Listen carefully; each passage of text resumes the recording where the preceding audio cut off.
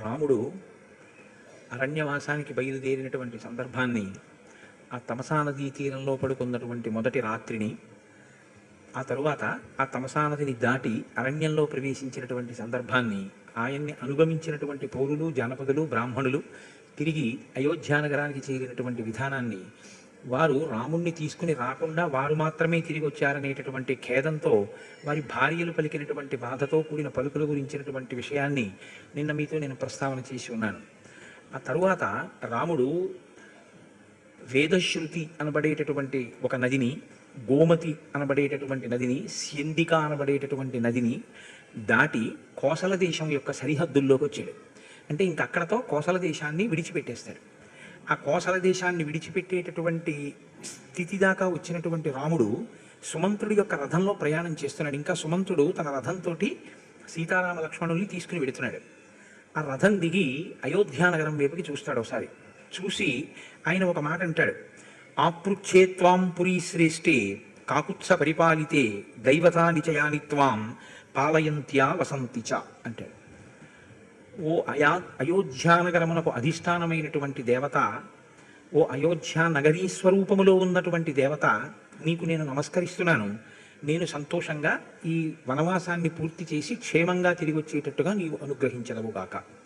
ఇందులో మీరు కేవలం రాముడు నమస్కారం చేశాడు అని భావన చేయకూడదు. మనకి ధర్మశాస్త్రంలో ఏంటంటే, మీరు ఒక ఊళ్ళో ఉంటున్నారనుకోండి, ఆ ఊరికి ఒక అధిష్టాన దేవత ఉంటారు. సాధారణంగా ప్రతి ఊళ్ళోనూ కూడా ఈ అధిష్టాన దేవతా స్వరూపం స్త్రీ స్వరూపంగా ఆరాధింపబడుతుంది. ఎందుచేత అంటే అమ్మ కదండి అన్నం పెట్టేది. నైవేద్యాలు పెట్టారు, ఏడాదికి ఒకసారి నైవేద్యాలు పెట్టారంటారు. మనం ఆ ఊరి అధిష్టాన దేవత యొక్క అనుగ్రహాన్ని పొందితే ఆ ఊళ్ళో చక్కగా వంశం తామరతంపరగా పెరుగుతూ, ఐశ్వర్యం పెరుగుతూ, అన్నవస్త్రాలకి లోటు లేకుండా జీవనం చేస్తూ మనం సంతోషంగా ఉండగలుగుతాం. ఆ ఊరి యొక్క అధిష్టాన దేవత ఆగ్రహం చెందితే ఆ ఊరి ప్రజలు ఇబ్బంది పడతారు అని. అందుకని మనం ఒక ఊళ్ళో ఉంటున్నాము అంటే ఆవిడ అనుగ్రహంతో మనం బ్రతుకుతున్నాం. కాబట్టి ఇప్పుడు ఆ ఊరు విడిచిపెట్టి దీర్ఘకాలం పాటు మనం ఎక్కడికైనా వెడుతుంటే ధర్మశాస్త్రం ఏం చెప్తుందంటే, ఊరి పొలిమేరలకి వెళ్ళిన తర్వాత ఒకసారి ఆగి నమస్కరించాలి, లేదా మనసులోనైనా నమస్కరించాలి. అమ్మ, నేను ఇలా బయలుదేరి వెడుతున్నాను, నేను క్షేమంగా ఈ కార్యక్రమాన్ని పూర్తి చేసుకుని మళ్ళీ వెనక్కి వచ్చేటట్టుగా నువ్వు నన్ను అనుగ్రహించు అని. అప్పుడు ఆ తల్లి అనుగ్రహించి క్షేమంగా వెళ్ళి మళ్ళీ తిరిగి సంతోషంగా రా అని మనసులో అంటే ఏమవుతుందంటే, ప్రయాణం అనేటటువంటిది ప్రమాదముతో కూడుకుని ఉంటుంది. అన్ని వేళలా ప్రయాణం క్షేమకరమే అయి ఉండాలని ఏం లేదు. కాబట్టి ఏ విధమైన సమస్యలు తలెత్తకుండా తిరిగి మనం ఏ ఊరి నుంచి బయలుదేరామో ఆ ఊరికి చేరుకోగలిగినటువంటి అదృష్టాన్ని పొందుతాం. మీరు ఒక విషయాన్ని గమనించండి, ఇలా ఉంటుందా నిజంగాను అని మీకు అనుమానం రావచ్చు. ఇక్ష్వాకు వంశంలోనే ఒక రాజు ఒకనకొకప్పుడు అయోధ్యానగరాన్ని విడిచిపెట్టి వేరొక ప్రదేశంలో ఇంచుమించు దానిని రాజధాని అన్న ధోరణిలో అక్కడ ఉండడం మొదలుపెట్టాడు. అయోధ్య రాజధాని కాదు అనలేదు, కానీ అక్కడ ఉంటున్నాడు. ఒక రాత్రి వేళ అయోధ్యానగరాధిష్టాన దేవత వచ్చి లేపింది.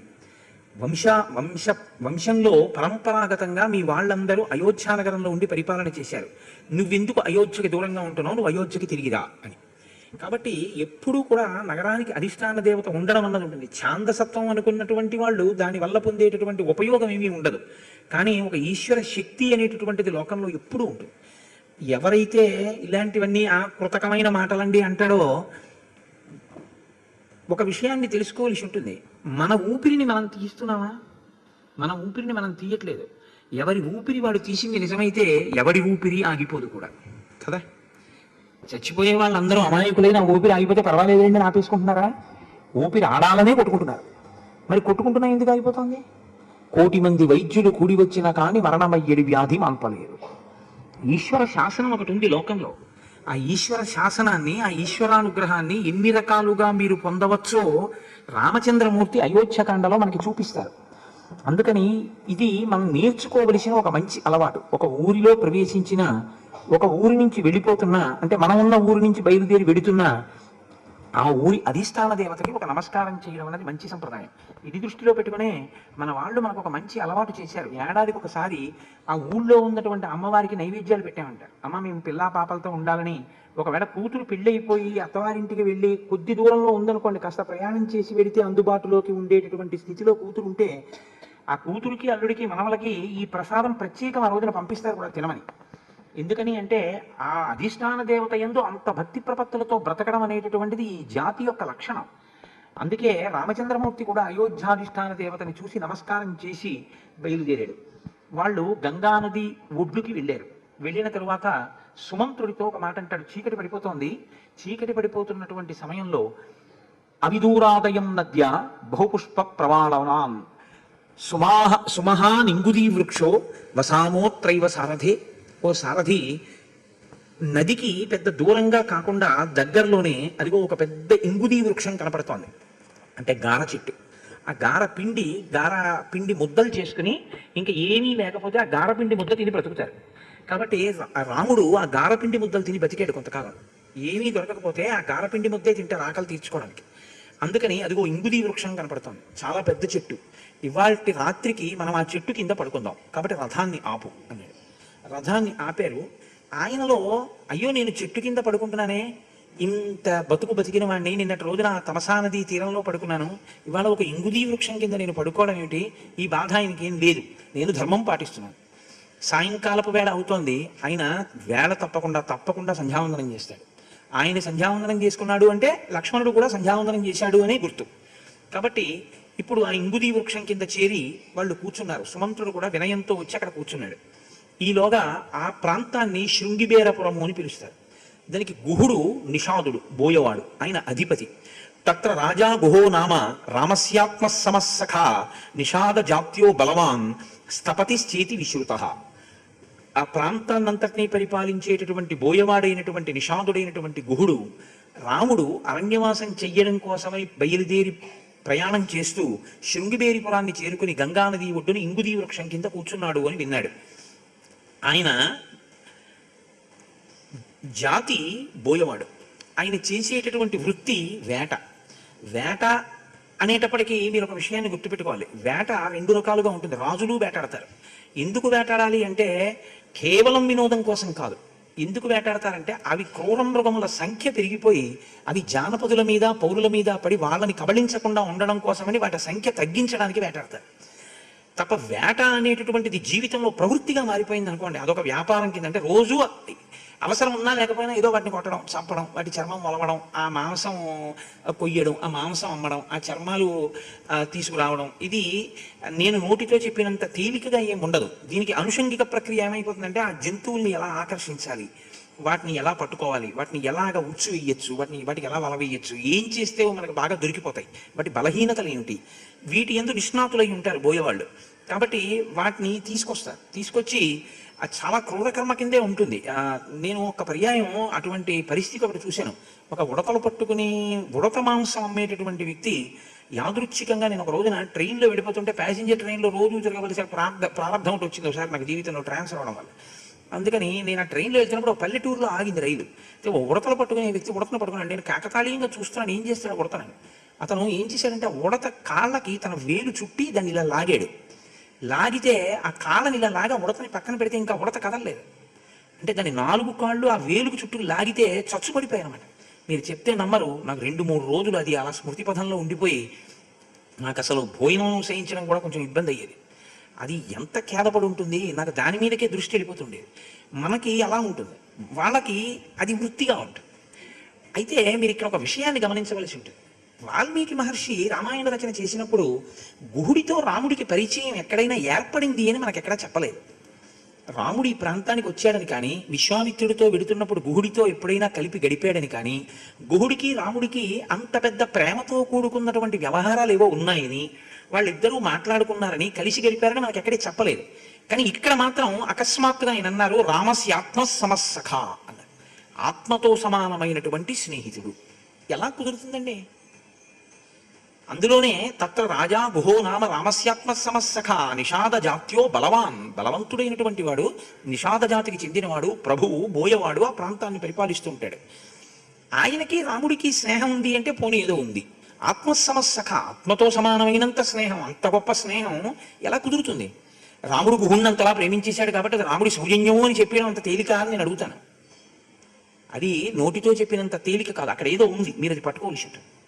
ఏమిటి పట్టుకోవలసి ఉంటుందంటే, ఒక్కొక్కరికి ఒక్కొక్క ధర్మం ఉంటుంది లోకంలో. ఎవరి ధర్మం వారిదే. ఎవరి ధర్మాన్ని వారు పాటించినప్పుడు ఆ ధర్మం మీకు కష్టంగా అనిపించవచ్చు, కానీ తన ధర్మాన్ని తాను పాటిస్తున్న వ్యక్తిని మీరు నిందించడానికి అవకాశం ఉండదు. నేను మీకు ఒక ఉదాహరణ చెప్తాను. ఇదే రాముడు బాగా ఆకలేసింది. సీతమ్మంది చాలా ఆకలేస్తోందండి అంది. లక్ష్మణుడు అన్నాడు, అన్నయ్య ఆకలేస్తోంది అన్నయ్య అన్నాడు. ఏం పళ్ళు లేవు, కాయలు లేవు. అప్పుడు రాముడు ఏం చేశాడంటే బాణం చేత్తో పట్టుకుని రామలక్ష్మణులు ఇద్దరూ వెళ్ళి ఒక లేడిని ఒక దుప్పిని వేటాడి తీసుకొచ్చి దాని తోలు ఒలిచేసి అగ్నిహోత్రంలో పచనం చేసి ఆ మాంసం తిన్నారు. వెంటనే నాకు తెలుసు మీరు అబ్బా రాముడు అలా చేయడం ఏమిటండి అంటారు, కానీ అది క్షత్రియ ధర్మం. క్షత్రియుడు అలా తింటాడు మాంసం, అది ఆయన చేయవలసిన పని. మాంసాహారం తింటారు రాజులు, మృగాన్ని వేటాడతారు తింటారు. అది అలా వేటాడి తినకుండా ఉండవలసినటువంటి ఒక ఋషి ఆ పని చేశాడు అనుకోండి, దోషం.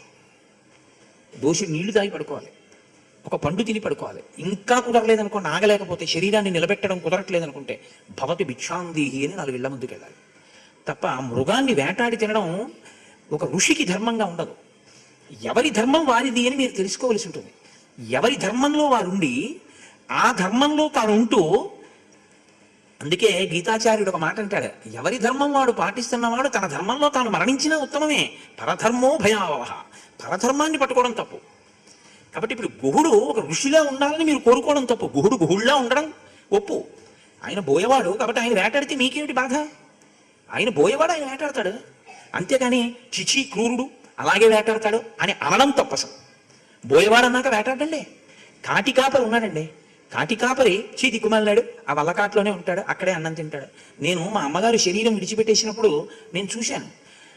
ఏంటి ఆ శ్మశానానికి వెడితే హేళగా మన ఇంట్లో పిల్లలు ఆ నాన్నగారు రాగానే గబగబా కాళ్ళు కడుక్కోవడానికి చెంపుతో నీళ్లు పెట్టేసి నాన్నగారండి పంచి ఇదిగోనండి అని ఉత్తరం ఇదిగోనండి అని తీసుకొచ్చి ఎలా పెట్టేస్తారో అలా వాళ్ళు కూడా ఇదిగో మీకు అదేంటి మీరు ఫలానా కదా, మీరు ఇలా శవం వస్తుందని ఫోన్ చేశారు కదా, మీ శవాన్ని కాల్చుకోవడానికి ఇదిగో ఇక్కడ కర్రలు పెట్టారు, ఇక్కడ ఏర్పాటు చేశారు, అది ఇంకోళ్ళకి ఒకటేనేంటి బోల్డ్ వచ్చేస్తుంటాయి శ్మశానం అన్న తర్వాత అని ఆ పిల్లలు అక్కడ ఇలా నైవేద్యం పెట్టి ఏదో చేసిన క్రతువులు అరటిపళ్ళు అవి తీసేసుకుని వాళ్ళు చక్కగా తినేస్తున్నారు. వాళ్ళు అక్కడే ఇన్ని శవాలు కాలిపోతున్నాయి, ఇన్ని శవాలు ఖననమైపోతున్నాయి.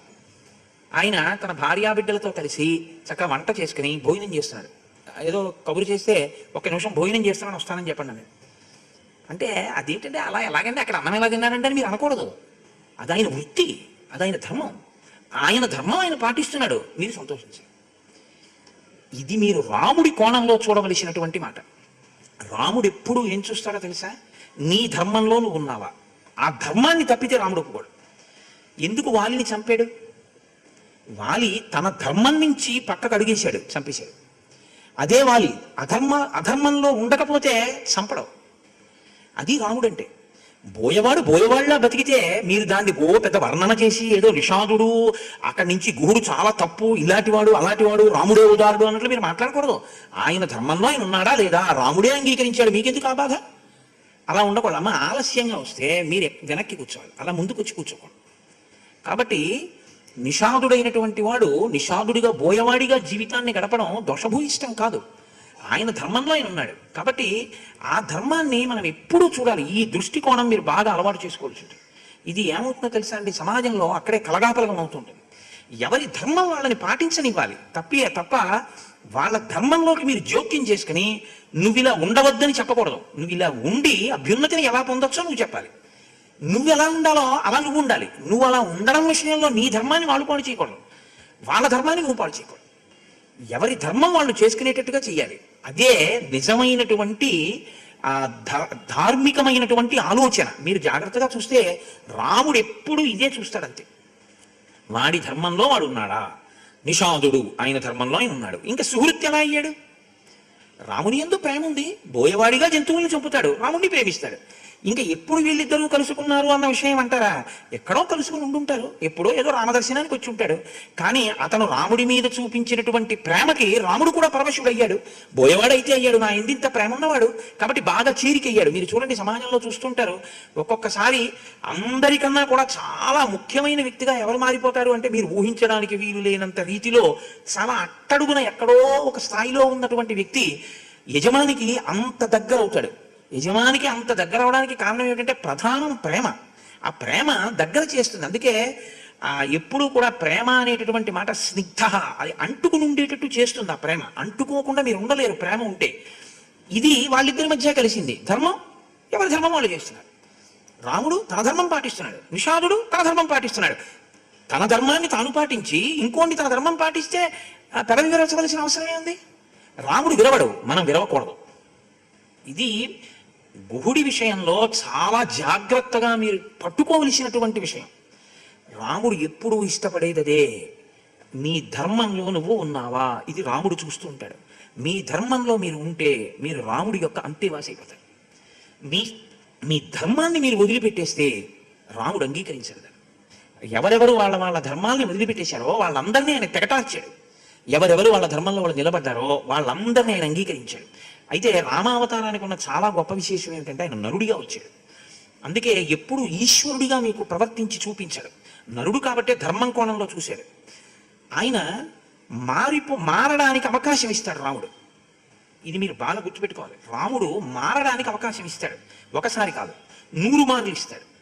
మీరు మారారనుకోండి రాముడు కౌగిలించుకుంటాడు. మీరు ఒకడుగే ముందుకేస్తే చాలు, రాముడు 100 అడుగులు ముందుకేస్తాడు. మీరు ఒక్కడుగు వెయ్యడానికి మీరు సిద్ధపడలేదనుకోండి, అవకాశాలు ఇచ్చి ఇచ్చి ఇచ్చి ఇచ్చి రాముడు తనవాడని అనడు, పడగొడతాడు. కాబట్టి రాముడు ఇష్టపడేది ఇది ధర్మమే. ఇదే వేరొకసారి నిరూపణం చేస్తుంటుంది ఆయనకి లోపల ధర్మం పట్ల ఎంత అనురక్తి ఉన్నది, ఎంత ధర్మావలంబకుడు. అందుకే అంటాడు మారీచుడు, రామో విగ్రహవాన్ ధర్మ అంటాడు. రామో విగ్రహవాన్ ధర్మ అంటే రాముడు ధర్మాన్ని తన ఇష్టం వచ్చినట్లు చూడడం కాదు. మీరు బాగా జ్ఞాపకం పెట్టుకోవాలి ఈ విషయాన్ని. అలా అయితే నిన్న రాత్రి దశరథ మహారాజు గారు ఏమన్నాడు, నాయనా నేను వృద్ధుడిని అయిపోయాను, యుద్ధం చెయ్యలేను, నువ్వు ఒక పని చెయ్యి, నేను ఈమె యొక్క వరములు అనబడేటటువంటి వాటి చేత బంధింపబడ్డాను, అందుకని నువ్వు నిగృహ్యమాం, నన్ను నువ్వు నిగ్రహించు, నువ్వు నన్ను ఓడించేసి కారాగారంలో పెట్టి రాజ్యం నువ్వు తీసేసుకో అన్నాడు. నేను మిమ్మల్ని ప్రశ్న అడుగుతాను, ఇప్పుడు దశరథుడు చెప్పింది చేస్తే పితృవాక్య పరిపాలకుడు కాడా? తండ్రి చెప్పిందేగా చేశాడు. మా నాన్నగారు ఖైదులో పెట్టమన్నారండి, మా నాన్నగారిని ఖైదులో పెట్టాను, నన్ను రాజ్యం తీసుకోమన్నారు, తీసుకున్నాను, రోజు నువ్వు ఓసారి కనపడన్నారు, కనపడుతున్నాను, నేను పితృవాక్య పరిపాలకుడు, నేను రాముడు అన్నాడు అనుకోండి, మీకేమైనా అభ్యంతరం అందులో ఏమైనా ఉందా? ఎందుకంటే మరి తండ్రి చెప్పిందేగా చేశాడు. రాముడు ఏమన్నాడు వెంటనే, కాదు నా పుత్రధర్మం నన్ను నిర్వర్తించనివ్వండి, ధర్మ వ్యతిరిక్తమైన మాట నాకు బోధ చేసి అలా చేద్దామని కోరుకోవద్దు, ధర్మంలో ఇద్దరం నిలబడదాం, 14 ఏళ్ళు ఒక రాత్రి నిద్రలా గడుస్తాయి, నేను తిరిగి వస్తాను మీరు చూస్తారన్నాడు. రాముడికి తనకి అన్వయం అయ్యేటట్లుగా చూసుకోవాలనుకుంటే ఆ ఒక్క మాట చాలు రాజ్యం పుచ్చుకోవడానికి. రాముడికి అది కాదు, తన ధర్మం తాను చేస్తూ వెడుతూ ఉంటాడు. ఈ ధర్మం చేస్తూ వెళ్ళడం అన్న మాట మీరు ఒకటి గుర్తుపెట్టుకోవాలి. ధర్మం చేస్తూ వెళ్ళడం అంటే ఎప్పుడూ ఒక్కలా ఏమి ఉండదు, ధర్మం నిరంతరం మారుతుంది, ప్రతి క్షణం మారిపోతుంటుంది. ఏకాదశి ఉపవాసం ధర్మం, ద్వాదశి వచ్చింది కారణ ధర్మం, సూర్యోదయం అవగానే ఎంత తొందరగా వీలైతే అంత తొందరగా తినేయాలి మీరు, అదే ధర్మం. అందుకే కదా ద్వాదశి వచ్చింది, అన్నం తింటానంటే దుర్వాస మహర్షి వచ్చారు అంబరీషోపాఖ్యానంలో, ద్వాదశి గడియలు మించిపోతున్నాయా, ఏం చేయను మరి తినాలి కదా అంటే అప్పుడు మంచినీళ్ళు పుచ్చుకోవాయా అన్నారు అక్కడ ఋషులందరూ. అంటే ద్వాదశికి పాలన ధర్మం, మీరు తినడం ధర్మం, ఏకాదశికి తినకుండా ఉండడం ధర్మం. ఏకాదశి ధర్మం ద్వాదశి నాడు ఉందా? బ్రహ్మచారి తాంబూలం వేసుకోకపోవడం ధర్మం, గృహస్థు భార్య ఇచ్చిన తాంబూలం వేసుకోవడం ధర్మం. గృహస్థు తన భార్య పట్ల కామం కలిగి ఉండడం ధర్మం, అన్యకాంత పట్ల కామం కలిగి ఉండడం పరమ అధర్మం. తను తన తండ్రి ముందు నించుంటే పుత్రధర్మం, తన కొడుకు ముందు నించుంటే పితృధర్మం. ఎక్కడికి వెళితే అక్కడ ఆ ధర్మం. ఆ ధర్మంలో అలా కూర్చున్నప్పుడు అలా చెప్పడంలో భయపడకూడదు. అలా మీరు భయపడిపోయారనుకోండి, అప్పుడు మీకు అసలు ధర్మనిష్ట లేదని గుర్తు. మీరు దేని కొరకు మీరు ఆ పాత్రలో ఉన్నారో అక్కడ ఆ పాత్ర పోషించడంలో మీరు ఎంత మాత్రమో అధైర్యపడకూడదు, మీరు ధైర్యంగా ఉండాలంతే. నేను నా ధర్మంలో, దానికి ఇంకా వ్యక్తిగతమైన విషయాలతో సంబంధం ఏమీ లేదు, ఆ ధర్మంలో ఆయన అంతే, అలాగే ఉండాలి, అదే ధర్మం అంటే. దిగితేవా పట్టుకోవాలి, ఎందులో మీరు ఉన్నారో దాన్ని పట్టుకుని నిలబడగలగాలి. అంతేగాని వీలుగా నీకు అవతల వారి మాట వినపడినా కూడా అది ధర్మానుగుణమేనా అన్నది ఆలోచించు తప్ప నీకు పనికొచ్చింది కాబట్టి చేసేయద్దు. అది ధృతితో పట్టుకో, నియమంతో పట్టుకో. రామా ఇన్నాళ్ళు ఎలా పట్టుకున్నావో అలాగే పట్టుకో, అదే నేను రక్షిస్తుంది. అది అరణ్యవాసానికి బయలుదేరాడు. పైకి రాముడు ఒకడు, లోపలి రాముడు ధర్మమూర్తి, ఎప్పుడూ ధర్మం. ఇది గుహుడి ఘట్టంలో మీరు చూసినప్పుడు ఆకాశం భూమితో చెలిమి చేసినట్టుంటుంది. ఈ రెండింటికి పొంతన ఎలాగా అంటే దేని ధర్మాన్ని అది ప్రకాశింపచేస్తే రాముడికి ఎవరితో కలవడానికి అభ్యంతరం లేదు. సరికదా, రాముడితో కలవడం అన్నది ఎలా ఉంటుందో తెలుసా అండి? మామూలుగా ఉండదని మీరు బాగా జ్ఞాపకం పెట్టుకోండి. రామానుగ్రహం మీ వంశంలో ఎవరికైనా ఒక్కరికి కలిగిందనుకోండి, ఒక్కరు సాధించారనుకోండి, అది మామూలుగా ఉండదు. అది ఎలా ఉంటుందంటే ఒక 500 సంవత్సరాలకి సరిపడినంత కృప అప్పుడే వర్షిచ్చేస్తాడు ఆయన. దాన్ని నిలబెట్టుకోవడం మీ ఇష్టం, నిలబెట్టుకోవడం మీ చేతిలో ఉంటుంది రామానుగ్రహాన్ని. నేను ఈ మాట ఎందుకు అంటున్నానంటే, వాల్మీకి రామాయణంలో లేదు, కానీ ఇతర రామాయణాల్లో చెప్తుంటారు. ఒక ఉడత ఏదో నీళ్ళలో దూకి బయటకు వచ్చి ఇసుకలో దొల్లి మళ్ళీ వెళ్ళి నీళ్ళలో పడింది. ఎందుకు అని అడిగారు. సేతువు కడుతున్నాడు కదా, నా వంతు ఉపకారం చేస్తున్నానండి. రాముడు ఏం చేశాడు? ఓ 10 రూపాయలు ఇవ్వలేదు దానికి, లేకపోతే ఏదో నీకు నీ జీవితంలో ఎక్కడికి వెళ్ళినా నీకు పళ్ళు దొరుకుగాక అని అనలేదు. ఆ ఉడతకి ఇవ్వలేదు వరం. ఉడతని చేత్తో పట్టుకుని తన కుడి చేతి 3 వేళ్లతో ఇలా రాశాడు. ఉడత అన్న ఆ జాతిలో పుట్టిన ప్రతి ఉడత మీద 3 వేళ్ల గీతలు ఉన్నాయన్నాడు. ఒక్క ఉడత చేస్తే ఉడత జాతి అంతా రక్షింపబడింది రామానుగ్రహానికి. వంశంలో ఒక్కడు రామోపాసన చేసిన వాడు ఉంటే ఆ వంశం అంతటిని రామానుగ్రహం రక్షిస్తుంది. మాకు అక్కర్లేదని వదిలేసుకునేంత వరకు ప్రయత్నపూర్వకంగా నువ్వు వదిలేసి పరమ అధర్మాత్ముడి అయిపోయి రామానుగ్రహాన్ని నువ్వు వదిలేసుకుని నువ్వు రావణుడు అయిపోయి నిలబడిపోతే అప్పుడు ఎవరేం చేయగలరు? అలా కాకుండా నువ్వు భక్తితో నిలబడగలిగితే ఎక్కం దిగుణీకృతం అవుతుంది. అందుకే ఒకరు రామానుగ్రహాన్ని తెస్తే మిగిలిన వాళ్ళు దాన్ని రక్షించుకుంటూ ఉండాలి. ఉడతై కూర్చుంటావు అంతే. నువ్వు చేయగలిగింది ఒక్కటి రాముడికి చేశావా అంతే, నీ వంశం అంతా తరిస్తుంది. ఇది ఆయన చూసే ధర్మం. ఆ ధర్మాన్ని చూస్తూ ఉంటాడు ఆయన. కాబట్టి ఇప్పుడు గుహుడు అన్నాడు, భక్ష్యం భోజ్యంచ పేయంచ లేహ్యం చేదముపస్థితం శయనాని చ ముఖ్యాని వాజినాం ఖాదనంచతే. ఇది ప్రేమ అన్న మాటకు అర్థం. రామ, మీకు తినడానికి కావలసినటువంటివి అన్నము మొదలైనటువంటివి, పాయసాదులు మొదలైనటువంటివి, పానకాలు, లేహ్యాలు అంటే తాగేవి, నాకేవి, కురికేవి, తినేవి, మింగేవి అన్నీ వండించి సిద్ధం చేశాను. ఎప్పుడు చేశాడు? ప్రేమ ఉంది కనుక. రాముడు వచ్చాడు అని తెలియగానే అవా ఇవన్నీ చేసాయి అన్నాడు. ఇన్ని తింటాడా? అవసరం ప్రేమ. ఇది ప్రేమ అన్న మాటకి పరాకాష్ట అని పరిగెత్తుకుంటూ వచ్చాడు. వనవాసానికి వచ్చాట. ఇప్పుడు రాముడికి రాజ్యం పోయిందిట, సీతాలక్ష్మణులతో కలిసి తిరుగుతున్నట్ట, దశరథుడు పంపించేశాట ఇంట్లోంచి. అందుకని చెప్పేసి అడవికి వచ్చిన వాడు చెట్టు కింద ఉంటాడంటే ఎలాగో వస్తాడు మన ఇంటికి. ఇక్కడ వస్తాడులే బాబు, ఎన్నాళ్ళు ఉంటాడో ఏమిటో, మనం ఇప్పుడు ఈ అరణ్యంలో ఉన్నాను, మన ఇంట్లో కూర్చుంటాడో ఏమిటో, 14 ఏళ్ళు అంటే ఓ ఏడాది ఉంటాడంటాడో ఏమిటో అన్నవాడైతే ముఖం చాటేస్తాడు. రాముడు ఈ దేవతలు ఎందుకు కూర్చున్నాడో తెలుసా అండి? ఇంగిలి వృక్షం కింద. ఇందుకే చంద్రశేఖర పరమాచార్య కంచికామకోటి పీఠాధిపతులు ఆయన నిరంతరం సంచారం చేస్తుండేవారు. సంచారం చేస్తుంటే తెనాలిలోనే అనుకుంటాను, నాకు జ్ఞాపకం ఉంటే, ఒక గొప్ప బ్రాహ్మణుడు వేదం చదువుకున్న ఆయన పరమాచార్య దగ్గరికి వెళితే మాత్రం పలకరిస్తారా? అంత జనం తీర్థానికి వెళితే మాత్రం ఆయన అనుగ్రహం మనకు కలుగుతుంది ఏంట్లే, మన పలకరిస్తారా అని అనుకున్నాడు. ఆయన తెల్లవారుజామున బయలుదేరి ఎవ్వరికీ చెప్పకుండా స్నానం చేసేసి సత్యదండం పట్టుకుని వెళ్ళి వాళ్ళ ఇంటి ముందు కూర్చున్నారు.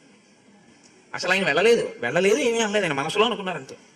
వెళ్ళి వీధిలో కూర్చున్నారు తెల్లవారు కట్ట. వాళ్ళ ఆవిడ కలాబీ చల్లుదామని బయటకు వచ్చింది. పరమాచార్యుల వారు కూర్చుని ఉన్నారు చీకట్లో ఇంటి ముందు. ఏదో అనుష్ఠానం చేసుకుంటున్నారు ఆయన, ఏ దక్షిణామూర్తి స్తోత్రం పారాయణ చేస్తున్నారు. ఆవిడ చూసి తెల్లబోయింది. పరమాచార్యుల వారు ఏమిటి ఇంటి ముందు ఉండడం ఏమిటి? ఆవిడ పరిగెత్తుకు వెళ్ళి భర్తకి చెప్పింది. ఆయన ఏడుస్తూ పరిగెత్తుకొచ్చి కాళ్ళ మీద పడి, నిన్న నా మనసులో అన్నది మీరు గ్రహించేశారు స్వామి, అనుగ్రహించడానికి వచ్చారా అన్నారు. వేదం అంటే నాకు ప్రాణమయ్యా, నీలా అనుష్ఠించేవాళ్ళు అంటే నాకు ప్రాణం. నేను ఎందుకు రాననుకున్నావు, ఎందుకు పలకరించాలనుకున్నావు, అందుకే నీ ఇంటి ముందుకు వచ్చాను, రా అని అరుగెక్కి కూర్చుని మాట్లాడేళ్ళారు. రాముడు అంటే అంతేనండి.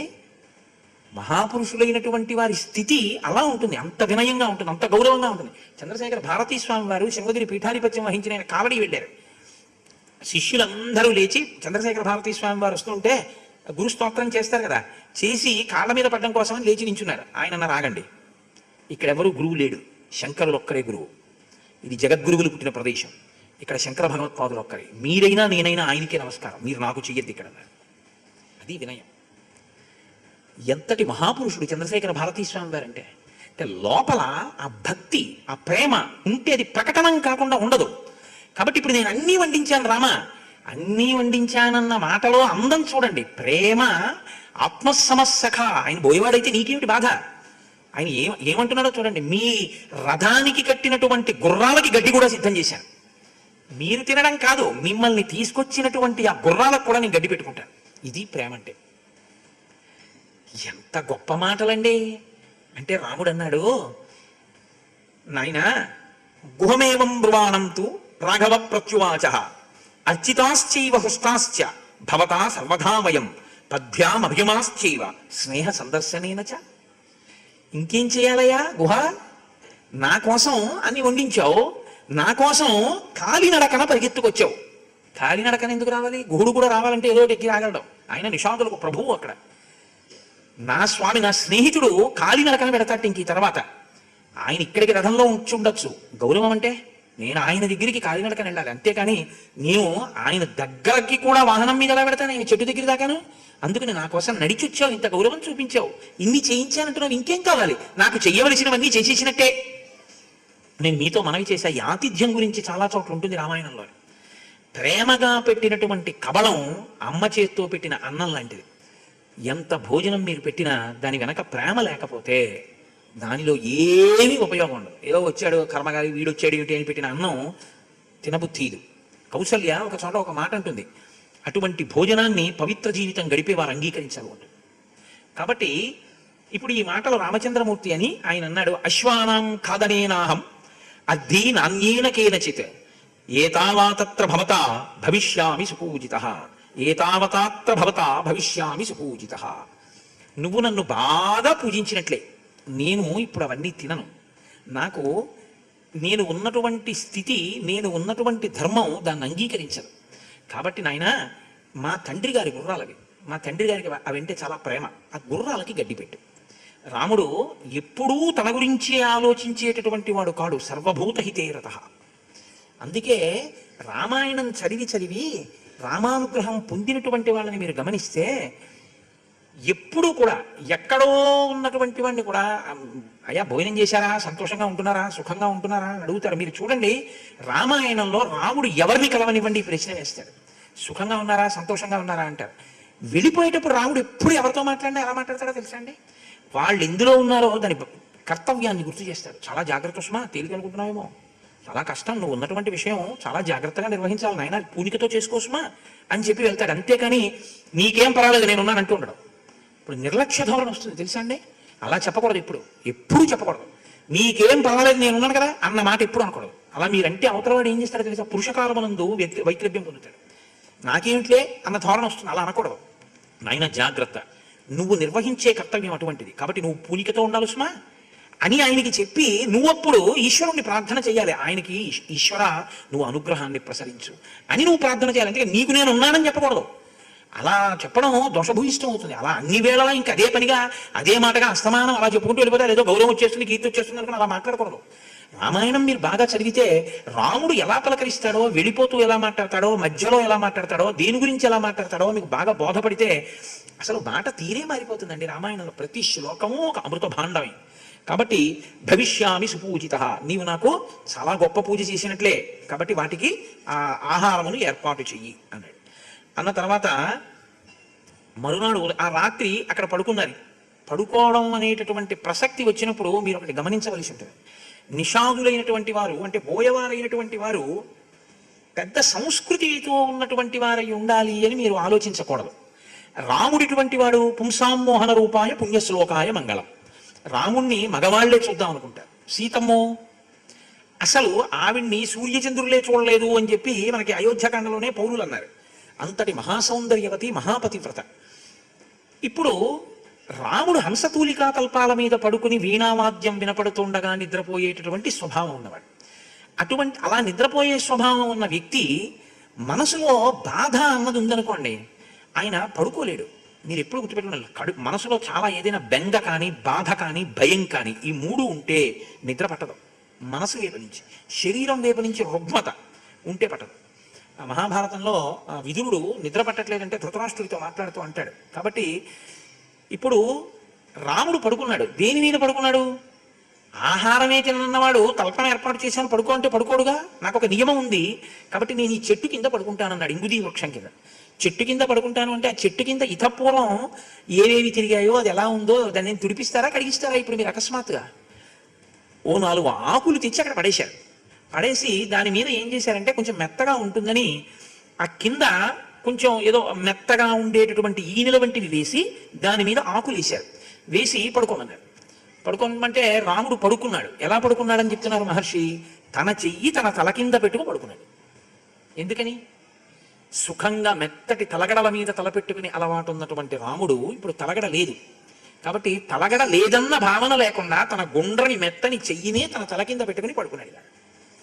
పడుకుంటే సీతమ్మ ఏం చెయ్యాలి? ఆవిడ పడుకోవాలి కదండి, మనుష్య ధర్మం. ఎవరైనా రాత్రి అయితే ఇప్పుడు ఆవిడ ఎక్కడ పడుకోవాలి? ఆవిడ రాముడిలా నారచీర కట్టుకుని లేదు, పట్టుబట్టలు కట్టుకుని మంచి ఆభరణములు పెట్టుకుని ఆవిడ ఉంది. స్త్రీ పడుకోవడము అంటే భర్త పడుకున్న తర్వాత భర్త పక్కనే పడుకుంటుంది కదా, అది ధర్మం. అది ఇప్పుడు ఆవిడ రాముడి పక్కన పడుకోవాలి. రాముడి పక్కన పడుకుంటే ఇద్దరూ కలిసి ఎక్కడ పడుకున్నారు? చెట్టు కింద పడుకున్నారు. చుట్టూ ఎవరున్నారు? నిషాదులు ఉన్నారు, బోయేవాళ్ళు ఉన్నారు. వాళ్ళకి ఇప్పుడు చూడొచ్చా చూడకూడదా అన్నది వాళ్ళకి తెలియదు, వాళ్ళ అమాయకులు. అదే ఒక సంస్కారం ఉన్న వాళ్ళు అనుకోండి, తన భార్య తప్ప అన్యకాంత నిద్రపోతుంటే చూడకూడదు. కన్న తల్లి అయినా సరే అన్యకాంత నిద్రపోతుంటే, ఉపనయనం అయిపోయిన తర్వాత ఇంకా అలాంటి ఆడదాన్ని చూడకూడదు నిద్రపోతుంటే. ఒకవేళ పొరపాటున తలుపు తీసుకున్నా ఇయ్యాలంతే మనం.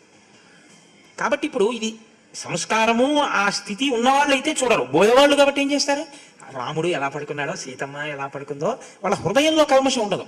కానీ మహానుభావుడు అంత గొప్పవాడు, నాన్నగారు పంపించేశారట, అడవిలి పట్టొచ్చి చెట్టు కింద పడుకున్నాడని అదే పనిగా చూస్తుంటారు.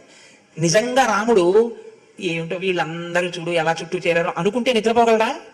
పసిపిల్లలు, వాళ్ళకి ఏం తెలుసు పాపం, నా ఎందుకు ప్రేమ, నేను ఇలా పడుకుంటే బెంగెట్టుగా చూస్తున్నారు అనుకుంటే చుట్టూ బిడ్డలందరూ మంచం చుట్టూ నిలబడి మాట్లాడుకుంటున్నా నిద్రపోయిన నాన్నగారిలా నిద్రపోయాడు.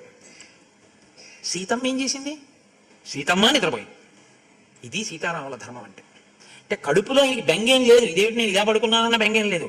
నా అదృష్టం, నాన్నగారి మాట వినేటటువంటి భాగ్యం నాకు కలిగింది అనుకో. ఆయన భాగ్యాన్ని చూసుకుంటున్నాడు, మిగిలిన వాళ్ళు ఆయన పొందినటువంటి కష్టాన్ని చూస్తున్నారు. కష్టం ఆయన మనసుకు పట్టలేదు, వీళ్ళ మనసుకు పట్టింది ఆయన కష్టం. ఆయన కష్టం వీళ్ళ మనసుకు పట్టడం ఆయన పట్ల వీరికి ఉన్న భక్తి. ఆయన కష్టం ఆయన మనసుకు పట్టకపోవడం ఆయనకి తండ్రి పట్ల ఉన్న భక్తి. ఇది ఆ పడుకోవడంలో ఉన్నటువంటి రహస్యం. కాబట్టి ఇప్పుడు లక్ష్మణుడి దగ్గరికి వచ్చాడు. మరి ముగ్గురులో ఇద్దరు పడుకున్నారు, మూడో వాడిని పడుకోమంటారండి. కాబట్టి గుహుడు వచ్చి అన్నాడు, నాయన నీకు కూడా పక్క వేశాను, నువ్వు కూడా పడుకో. వెంటనే లక్ష్మణుడు అన్నాడు, కథం దాశరథో భూమౌ శయనే సహసీతయా శక్యా నిద్రామయా లుబ్ధుం జీవితం వా సుఖానివా. నిద్ర ఏమిటా? కథం ఎలా వస్తుంది అనుకుంటున్నావు? నిద్రపోనా? ఇంక నిద్ర కాదు, నా జీవితానికి సుఖం లేదన్నాడు. నిద్ర సుఖము, మీరు బాగా గుర్తుపెట్టుకోండి. నిద్రని నిద్రాకాలిక సుఖము అని పిలుస్తుంది శాస్త్రం. ఎందుకంటే బాగా నిద్ర పట్టిందా అని అడిగాను అనుకున్నా, బా చాలా బాగా పట్టిందండి నిద్ర అంటే. అంతేగాని దిక్కుమాల నిద్ర బాగా చాలా ఎంత విసిగిపోయిననుకున్నారు నిద్ర పట్టేసి అని ఎవడంటారు. విసిగిపోయినంటే నిద్ర పట్టేస్తే హాయిగా ఉందంటాడు. నిద్ర సుఖము. అందుకే నిద్రాకాలిక సుఖము, స్వల్పకాలిక లయము, స్వల్పకాలిక లయము లయకారుడైన శివుని అనుగ్రహము. కాబట్టి రాముడు పడుకున్నాడు, నాకు సుఖము లేదు నిద్ర లేదన్నాడు ఆయన. అదేంటే ఆయన పడుకుంటే నీకు సుఖం నిద్ర లేకుండా ఆయనకే లేదుగా, బాగా నీకెందుకు మధ్యలో? కారణం చెప్తున్నాడు ఇప్పుడు. ఎందుకు లేదో తెలుసా? యోన దేవా సురై సర్వై శక్య ప్రసహితుం యుధి తం పశ్య సుఖ సంవిష్టం తృణేషు సహసీతయ. దేవతలు రాక్షసులు కలిపి యుద్ధానికి వస్తే వాళ్ళని నిగ్రహించగలిగిన మొనగాడు నాన్నగారు. అంతటి మహానుభావుడు దాశరథిగా వచ్చాడు. మా నాన్న 60,000 సంవత్సరముల వయస్సు వచ్చేంత వరకు బిడ్డలు లేకపోతే అశ్వమేధం చేసి పుత్రకామేష్టి చేస్తే యజ్ఞపురుషుడు పాయసపాత్రనిస్తే ఆ పాయసాన్ని అనురూపులైన భార్యలకి పంచిపెడితే కౌశల్య ఎద్దు జన్మించినటువంటి పరమధర్మాత్ముడైనటువంటి వ్యక్తి నా అన్న. అటువంటి వాడు ఇవాళ తను ఏ దోషము చెయ్యకపోయినా నాన్నగారిని సత్యంలో నిలబెట్టడానికి తాను అడవికి వచ్చాడు. తను ఒక దోషం చేసి వచ్చిన వాడు కాడు అడవికి. ఏ భ్రూణహత్య చేసి అడవికి వచ్చాడంటే అనుకోవచ్చు, తన తప్పు లేదు. మరి ఎందుకు వచ్చాడు? తండ్రి వరాలు ఇస్తే ఆ వరాలు నిజం చేసి తండ్రికి కీర్తిని తేవడం కోసం తాను అడవికి వచ్చాడు. వచ్చి ఇలా పడుకున్నాడు. ఎంత ప్రారంభమయ్యా ఇది! ఇలా ఇవాళ కాదు 14 ఏళ్ళు పడుకుంటాడు.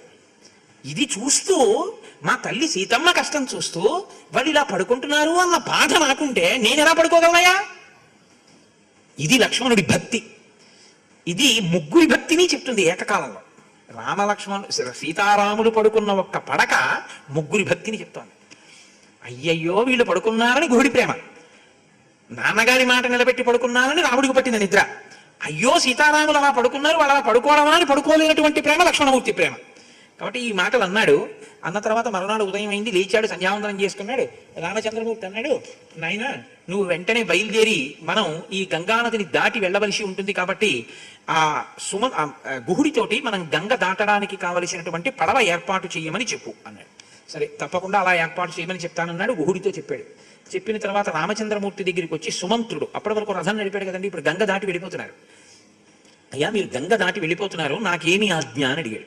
అడిగితే ఆయన రామచంద్రమూర్తి అన్నారు, నువ్వు ఇంటికి బయలుదేరి అయోధ్యానగరానికి వెళ్ళిపో, తండ్రిని కుశలమడిగానని చెప్పు, తల్లిని కుశలమడిగానని చెప్పు, తల్లిని జాగ్రత్తగా చూసుకోమని నాన్నగారితో చెప్పానని చెప్పు, బాధ పొందొద్దని చెప్పు, 14 ఏళ్లలో తిరిగి వస్తానని చెప్పు, భరతుడిని రాజ్యం ఈలుకుంటూ కౌసల్యని జాగ్రత్తగా చూడమని నేను చెప్పానని చెప్పు, ప్రియమార కౌగలించుకున్నాను భరతుడిని చెప్పు అని ఆయన చెప్పవలసినటువంటి మంచి మాటలన్నీ చెప్పిన తర్వాత సుమంత్రుడు అన్నాడు, అన్నీ మీరు చెప్పారు కానీ నాకే అయోధ్యకి వెళ్ళాలని లేదన్నాడు. నాకు మీరు ఒక్క వరం ఇవ్వండి, నేను ఈ రథంతో పాటు పడవెక్కి మీతో వచ్చేస్తాను. అంటే రథం పడవ ఎక్కడ ఏమిటంటే అనుకోకండి, మా తూర్పుగోదావరి జిల్లాలో కోటిపల్లి వెళ్ళాలంటే ఇప్పుడు బ్రిడ్జి పడింది, పంటు మీద కారు ఎక్కించుకుని పంటు కారుని కూడా తీసుకెళ్ళిపోతే కారు దింపులు వెళ్ళిపోతుండేవాళ్ళం. కాబట్టి రథంతో సహా గంగ దాటి వస్తాను, వచ్చి నేను రథంతో నీకు సహకరిస్తూ ఉంటాను, ఎక్కడికి కావాలన్నా తీసుకెళ్తాను, నాదొక్కటే కోరికే, ఏ రథం మీద నిన్ను తీసుకొచ్చానో ఆ రథం మీదే 14 సంవత్సరాలు అయిపోయాక అయోధ్యకి తీసుకెళ్తాను. అప్పటి వరకు రామా నేను నీతోనే ఉంటాను, స్వర్గం కూడా అక్కర్లేదు నీతో ఉంటే. మహాత్ములను అనుగమించేటప్పుడు ఉండేటటువంటి స్థితి ఇలా ఉంటుంది. ఆయనతో ఉంటే సంతోషం. అది సౌఖ్యమా, బాహ్యంలో సుఖమేమైనా ఉందా అంటే మనం చెప్పడం కుదరదు. ఆ అనుగమించేటప్పుడు ఉండేటటువంటి సంతోషం అలా ఉంటుంది. కాబట్టి నేను నీతో ఉంటాను అంటే రాముడు మాట్లాడితేనండి ఇంకా ఎదుటివాడు జవాబు చెప్పడానికి ఉండదు. నువ్వు ఇందుకు రావద్దని లేదు. ఆయన ఏమన్నాడో తెలుసా, నేను నీకేమని చెప్పాను, అయోధ్యకి వెళ్ళమని చెప్పాను, నువ్వేమంటున్నావు, నాతో వస్తానంటున్నావు. నేను నిన్ను నాతో రావద్దు అయోధ్యకి వెళ్ళు అని అంటున్నాను. ఎందుకో తెలుసా, నువ్వు నాతో వచ్చి 14 ఏళ్ళు ఉన్న ప్రయోజనం కన్నా నువ్వు అయోధ్యకి ఖాళీ రథాన్ని పట్టుకుని వెళ్ళిపోతే నువ్వు నాకు చేసేటటువంటి ఉపకారం మహోత్కృష్టమైన ఉపకారం అన్నాడు. ఖాళీ రథం పట్టుకుని అయోధ్యకి వెళ్ళిపోతే మీకు ఉపకారం ఎలా జరిగిందని అడిగాడు సుమంతుడు. అంటే ఆయన అన్నాడు, నగరీం త్వాం గతం దృష్ట్వా జననీమే యదీయసి కైకయీ ప్రత్యయం గచ్చేత్ ఇతి రామో వనం గతః పరితుష్టా హి సా దేవి వనవాసం గతేమయి రాజానం నాతి శంకేత మిథ్యవాతీతి ధార్మికం. నీవు కాని ఖాళీ రథంతో తిరిగి వెళ్ళిపోగానే కైకమ్మ అడుగుతుంది, వెళ్ళిపోయాడా రాముడు అరణ్యానికి? అరణ్యానికి వెళ్ళడం ఏమిటమ్మా, ఇన్ని నదులు కూడా దాటేశాడు, గంగానదిని కూడా పడవలో దాటి వెళ్ళిపోయాడు, గంగానదిని కూడా దాటి అరణ్యంలోకి వెళ్ళిపోయిన తర్వాత నేను తిరిగి వచ్చేసాను అని చెప్తావు నువ్వు. అప్పుడు కైకమ్మకి సంతోషం కలుగుతుంది. ఇక్కడ ఎక్కడో దగ్గరలో ఉన్నాడేమో, ఏమైనా కుట్ర చేస్తున్నాడేమో, దారి కాచి భరతుడు వస్తుంటే ఏమైనా చేస్తాడేమో, ఇన్ని అనుమానాలు ఉంటాయి. కాబట్టి లేదు, అడవికే వెళ్ళిపోయాడు రాముడు అని నువ్వు చెప్పగానే ఆవిడ సంతోషాన్ని పొందుతుంది. మా అమ్మ సంతోషించాలి కైకమ్మ, కాబట్టి నువ్వు వెళ్ళి చెప్తే మా అమ్మ సంతోషిస్తుంది, కాబట్టి నువ్వు వెళ్ళు. రెండోది ఏమిటో తెలుసా, నువ్వు వెళ్ళి చెప్తే మా అమ్మ దశరథుడి పట్ల అభిప్రాయాన్ని మార్చుకుంటుంది. మా అమ్మ ఏమనుకుంటోందంటే, కౌసల్యతో కలిసి మా నాన్నగారు కుట్ర చేశారు నాకు రాజ్యం ఇవ్వడానికి కదా అనుకుంటోంది.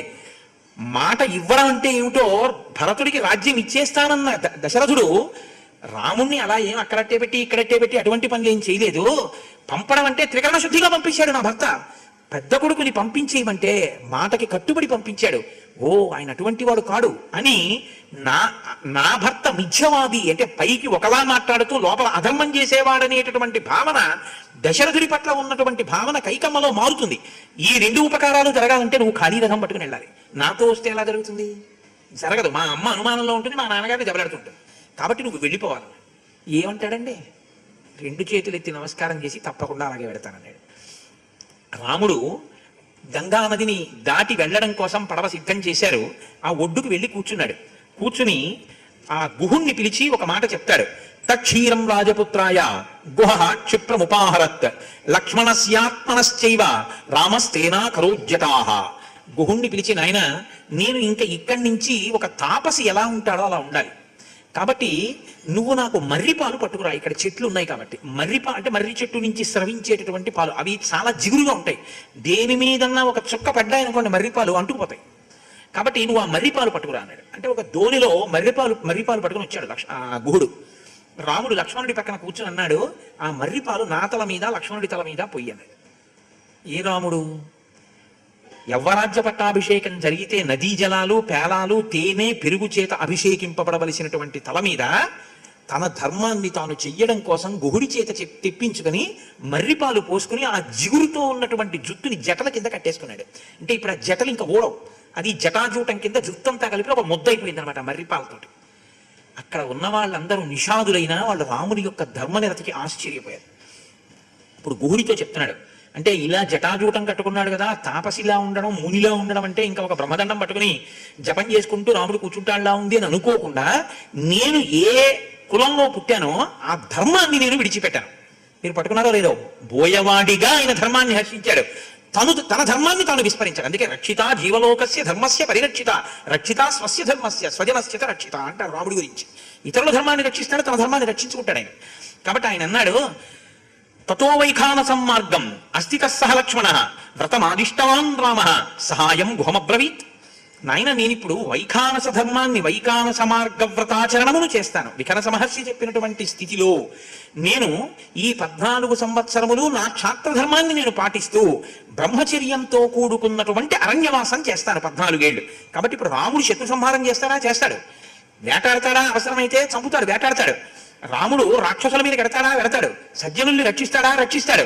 కానీ అరణ్యంలో ఉంటాడు, బ్రహ్మచర్యం పాటిస్తాడు. గృహస్థుగా భార్యతో కలిసి దాంపత్య జీవితాన్ని మాత్రం సాగించాడు. భార్య తను కలిపి ఉన్నట్టు, కలిసి ఉన్న పక్క పక్కనే పడుకున్న ఆంతరమునందు మాత్రం నిష్ఠ అయినటువంటి బ్రహ్మచర్య వ్రతంతో ఉంటాడు. అది రాముడు అంటే, అది రాముడి ధర్మం అంటే. కాబట్టి నేను అటువంటి స్థితిలో పెడుతున్నాను. గుహుణ్ణి అడ్డుపెట్టి బహుశः మన అనుమానాలు కూడా తీర్చేశాడేమో. ఇప్పుడు పడవ ఎక్కబోతూ గుహుడితో అంటున్నాడు, అప్రమత్తో బలే కోశే దుర్గే జనపదే తథా భవేధా గుహ రాజ్యం హి దురారక్షతమం మతం. నాయన గుహ, నువ్వు చాలా అప్రమత్తుడమై ఉండాలి నీ బలం విషయంలో, కోశం విషయంలో. కోశం అంటే ధనాగారం. దుర్గే, నువ్వు నివసించేటటువంటి దుర్గం విషయంలో, జనపదే తథా, నువ్వు పరిపాలించేటటువంటి ఈ జానపదులు ఉన్నారే, ఈ పల్లెటూళ్ళలో ఉండేటటువంటి గూడెల్లో ఉండేవాళ్ళు, వీళ్ళందరి విషయంలో కూడా దురారక్షతమమ్మతం, చాలా అప్రమత్తుడవై చాలా జాగ్రత్తగా పరిపాలన చేయాలి సుమా. అంటే నాకేమిటండి, రాముడు వచ్చాడు, రాముడు నాకు అంత స్నేహితుడు, రామానుగ్రహం నాకు ఉంది అని ఇష్టం వచ్చినట్లు ప్రవర్తిస్తావేమో. అలా కుదరదు. నీ ధర్మం నువ్వు చేస్తుండాలి. నీ ధర్మంలో నువ్వు జాగరూకుడవై ఉంటుండాలి. రక్షించుకోవడం అంత కష్టం సుమా, చాలా జాగ్రత్తగా ఉండు. నేను మీతో మనవి చేసింది అదే. ఎప్పుడు రాముడు మాట్లాడినా అలాగే ఉంటుంది. కాబట్టి ఇప్పుడు ఆ నావని తీసుకొచ్చి అక్కడ పెట్టారు. మనకి ఇతర రామాయణాల్లో గుహుడే నడిపినట్టు, నువ్వు అడుగు పెట్టద్దు, ఏదో నీ పాదం అహల్యకి తగిలితే ఆమె స్త్రీ అయిపోయింది, ఇప్పుడు నా పడవకి తగిలితే పడవేమైపోతుందో అన్నాడని వర్ణిస్తారు. కానీ వాల్మీకి మహర్షి అలా ఏం వర్ణించలేదు. అంత మాత్రం చేత నేను ఆ వర్ణనని అందమైంది కాదు అని మాత్రం అన్నాను. అది ఒక గొప్ప ప్రేమలోంచి వచ్చినటువంటి కవిత్వం, దాన్ని కూడా హర్షించవలసిందే. కానీ వాల్మీకి చేసినదే యథార్థం. కాబట్టి ఇప్పుడు ఆయన అన్నాడు, లక్ష్మణుడిని పిలిచి, లక్ష్మణ, ముందు మీ వదినని పడవెక్కించి నువ్వు ఎక్కు. ఏం అలా ఎందుకు? వీళ్ళు ఎక్కి సీతమ్మని ఎక్కించకూడదు ఏంటి? ప్రయాణం చేసేటప్పుడు ధర్మం ఏమిటో తెలుసా అండి? ఆడదాన్ని ముందు ఎక్కించి తాను ఎక్కాలి. ఎందుకంటే ఆడదానికి ఒక లక్షణం ఉంటుంది, తనని తాను రక్షించుకోలేదు, ఆమె భర్త చేత రక్షింపబడుతుంది. ఈయన ఎక్కే వాహనం వెళ్ళిపోతే నేను ఒకసారి చూసి, అసలు ఇవన్నీ ఎందుకు ఇప్పుడు. కాబట్టి ఈయన ముందుకి రైలుకి కూర్చొని ఆమె వాటర్ బాటిల్ వచ్చాయని అనుకోండి, ఆవిడ వాటర్ బాటిల్ రైలు వెళ్ళిపోతే, ఆవిడ వెళ్ళిపోయి ఈయన ఉంటే ఏదో చేస్తాడు, గబాబా ఎవరితో ఏ స్టేషన్ మాస్టర్ దగ్గరికి వెళ్తాడు, ఏదో మెసేజ్ ఇప్పిస్తాడు, ఆపుతాడు, చేస్తాడు. పాపం ఆవిడకేం తెలుస్తుంది? ఆవిడని వదిలేసి నువ్వు ఎక్కి కూర్చొని నువ్వు ఆవిడని వాటర్ బాటిల్ తెమ్మన్నాడు. కాబట్టి ధర్మం ధర్మమే. ప్రతి చిన్న విషయంలో అయోధ్యకాండలో ధర్మం చెప్తుంది. వాహనం ఎక్కితే ముందు స్త్రీ ఎక్కాలి, బయలుదేరితే పురుషుడు బయలుదేరాలి. కాబట్టి సీతమ్మని ఎక్కించి నువ్వు ఎక్కు. మరి రాముడు ఆ తర్వాత ఎక్కుతాడు. వాళ్ళిద్దరికీ కూడా ఆయన రక్షకుడు. కాబట్టి వాళ్ళిద్దరు ఎక్కాక రాముడు ఎక్కుతాడు తప్ప రాముడు నేను ఎక్కేసి ఇప్పుడు మీరు ఇద్దరు ఎక్కండి అండం. కాబట్టి స భ్రాతు శాసనం శ్రుత్వా సర్వం అప్రతికూలయం ఆరోప్య మైథిలీం పూర్వం ఆరురోహాత్మ వాంస్తతః. లక్ష్మణుడు రామచంద్రమూర్తి చెప్పినట్లే సీతమ్మని ముందు నావ ఎక్కించి తర్వాత తానెక్కాడు, తర్వాత రామచంద్రమూర్తి కూడా నావ ఎక్కాడు. ఎక్కి ఏం చేశారు అంటే, నీటిలో వెళ్ళేటప్పుడు పడవ గండకాలం అని ఒకటి ఉంటుంది. నీరు ఎప్పుడూ ప్రమాదకరమే. భూమి మీద తిరగవలసిన వాడు నీటిలో తిరిగితే ఇబ్బంది ఎక్కడ వస్తుందో తెలుసా? అంటే రాముడికి ఈత వచ్చండి అనకూడదు, సీతమ్మ. కాబట్టి ఆ నీరు, ఆ నీటికి ఖేదం కదా.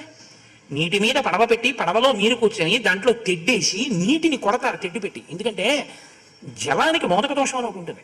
నీటిని మీరు ఎప్పుడైనా కొట్టారనుకోండి అది పగబడుతుంది నీరు, ఎందుకంటే దాని ఎందుకు ఈశ్వర చైతన్యం ఉంటుంది. అందుకే నాకు ఆ ఊళ్ళో నీళ్లు పడలేదండి అంటాడు, కానీ నాకు ఆ ఊళ్ళో సమోసాలు పడలేదండి అంటే ఎవడను నీరు పడలేదండి. అందుకే మా చిన్నతనంలో నూతిలో చాద వేసేటప్పుడు చప్పుడైతే దెబ్బలాడేవారు. ఎందుకలా చాద కొడతావు అని.